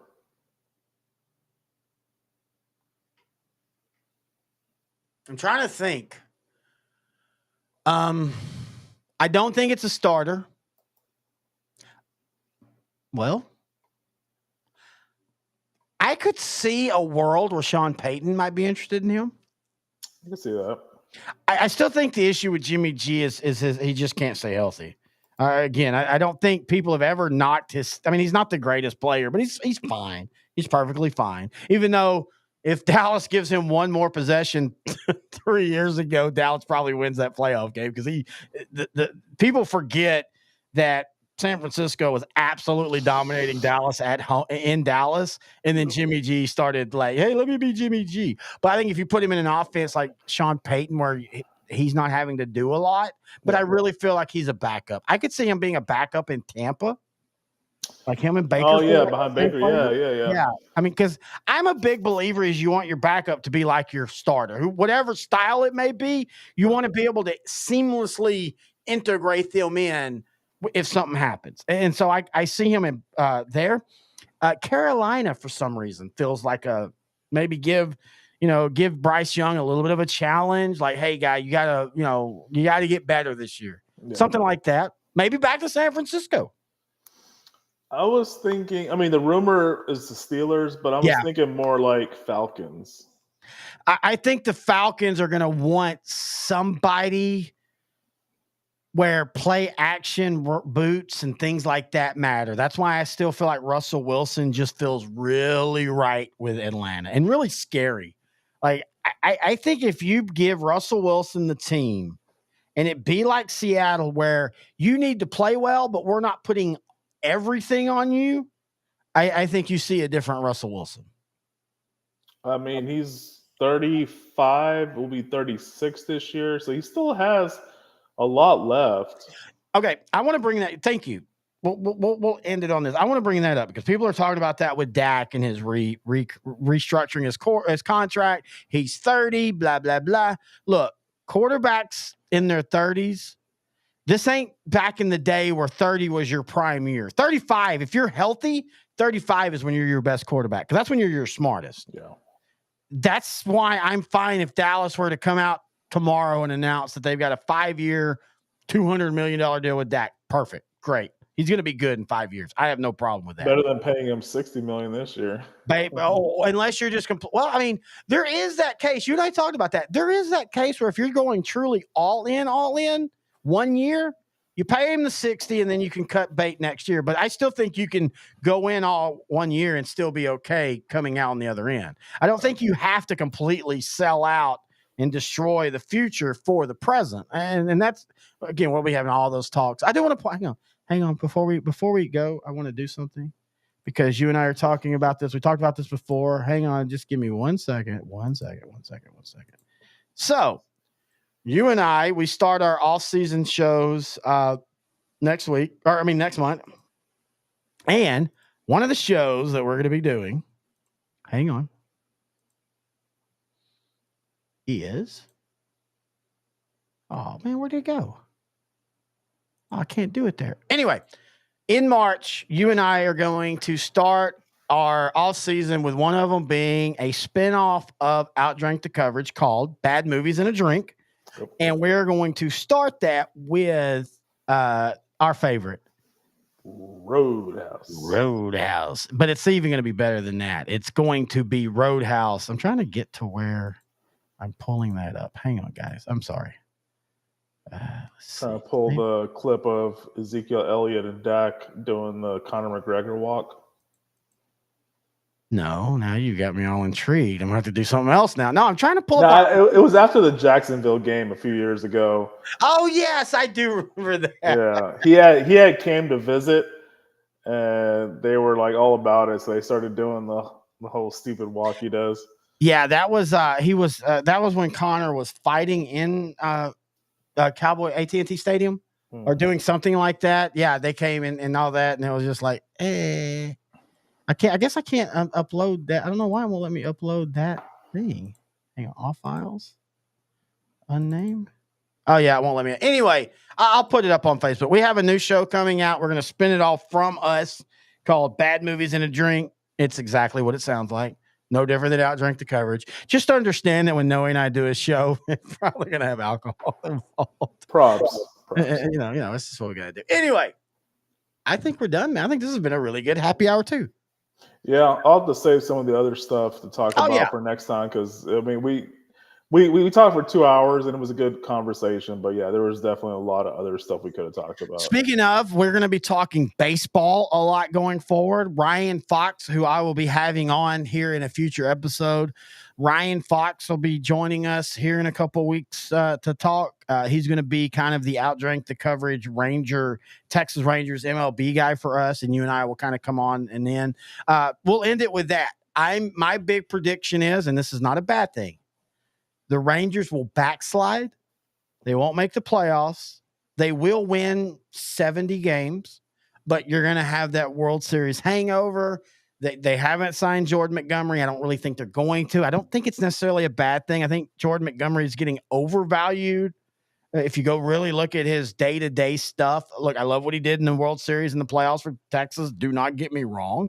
But Colby Lewis did the same thing for the Rangers back in the day, and you wouldn't have signed him to a $100 million contract. So I'm fine that they haven't signed them. I'm also fine that they're going to backslide a little bit this year. I still think they're going to be competitive. They might make the playoffs, but I really think that this is going to be one of those, they backstep, and then next year they're back fully going with the contract, the TV contract, and all that fixed. So for me, I think 2025 will be the year just because Scherzer and DeGrom are going to be fully healthy. Yep. DeGrom will be more healthy this year, but I think not DeGrom. Scherzer will be more healthy this year, but DeGrom more for 2025. So yeah, I can definitely see that. And then with Josh Jung, I'm not sure how long he'll be out. Yeah, that'll affect the team. He was a very important part with this past season. But yeah, like I told someone this a few days ago. I never thought the Rangers would ever win a World Series. I thought the Cowboys would actually win a Super Bowl before that ever happened. So I don't even care if they win another World Series. I will always go back and watch Corey Seager's Game 1 home run to go into extra innings, and then Adolis Garcia's game-winning home run to end the game. You know what? Next episode, because we're going to have Ryan on, let's lead with baseball. Yeah. Because I want to talk about that, because you bring up a lot of good points, because you know my love of baseball, and you know my love of the Rangers. You also know that 2011 broke me in a lot of ways. Like, I'll put it this way. It broke me so much that the first clinching game that the Rangers had this year against Arizona, I took sleep pills and fell asleep till the 7th inning because I couldn't. I told I can't. Like, I can't watch this. I'm just too everything, like, because if they lose, even though they'd have been in perfectly fine position, it just starts to mess with me. And so I remember I woke up and I'm like, okay, the game's got to be over now. Click on. It's the 7th inning. It's 0-0. You know what? F it. I got to watch this. I turned on. I contend I won the Rangers the World Series because the first freaking thing I saw was the 7th inning Rangers with that just 3 blind eye singles that started the run. But anyway, and then I didn't sleep for like 48 hours. I was like sick for 2 days later because I can say this. I have never in all my time of drinking, I started drinking at midnight. Watched all of the Ken Burns baseball series. Remember, I'm sending you pictures. Like, I'm watching this because I'm celebrating. I spent $100 on hats and gear. By the way, I got this. I sent you a picture of this. Yeah. I got this. This is a yard sign. If you're a Ranger fan, go to Academy. I got this. I got a really great hat, and I got a koozie that'll eventually be on the big table when you see the big table. I got all that for $20. So if you're a Ranger fan and you want some gear, go to Academy. But anyway, I thought baseball had broke me. The only thing that's a negative about this Ranger win is it happened too quick. Like, it felt like this year was supposed to be like, hey, you get to the ALCS, the Astros beat you in 7 games, you feel good about yourself. Oh no, shit, we beat the Astros. Okay, fine, we'll get back to the World Series. Oh wait, we're gonna win game 1 and then game 3 and then game 4. Wait, this can happen? It was a perfect storm because like we beat the 99 win Rays. We beat the 100 win Orioles, who were a year or two ahead of their pace. Very much so. They're legit. All the Astro hate, and I love it. Even though I grew up a fan of both East Texas, they were in separate leagues. We'll have that talk next time about baseball.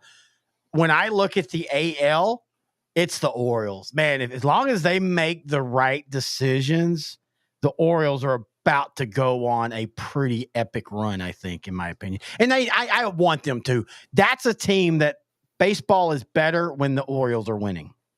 Late 60s to early 80s, that was their prime years. They had some really good teams during that time period. Yeah, They wanted and to I have a soft spot for that because 83, again, we always talk about 85 for me, but 83 too. 82, 83, 84, 85, that's when I'm starting to not only watch sports, but I'm remembering. And that you Cal remember the Ripken. Orioles and Phillies World Series?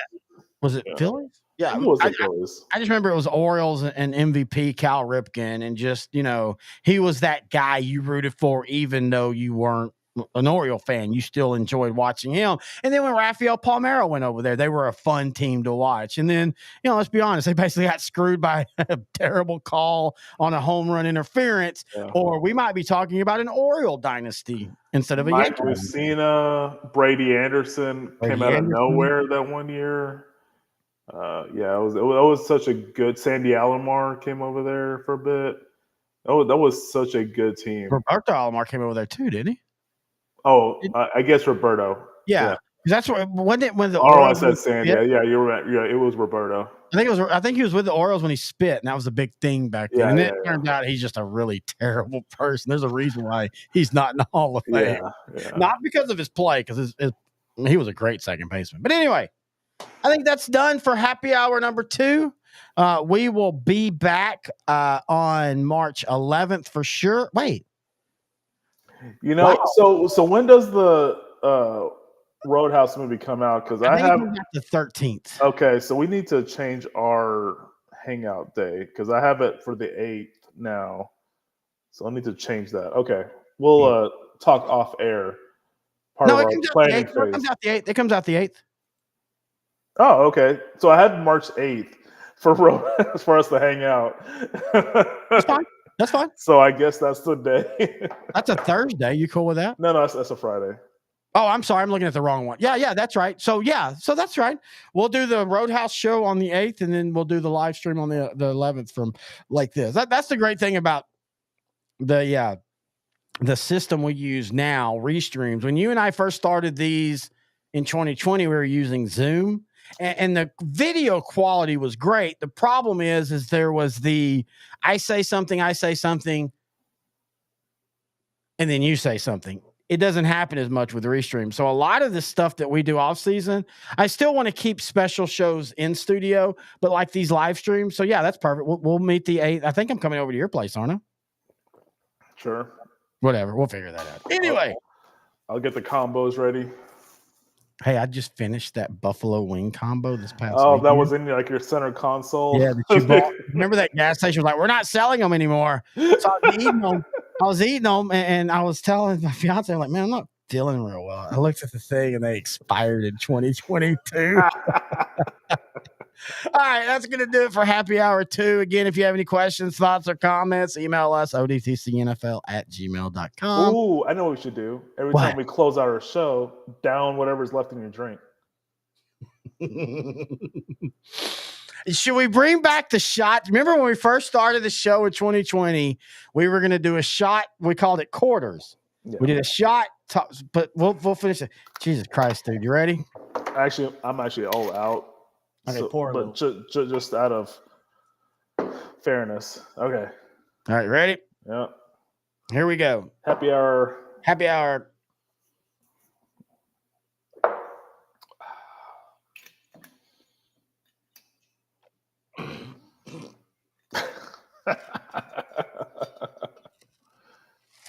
Good show. I know next time to not have as much vodka in the cup before we start that. Anyway, until next time, he's intern. No, I'm Terry Bennett. This has been Outdrank the Coverage.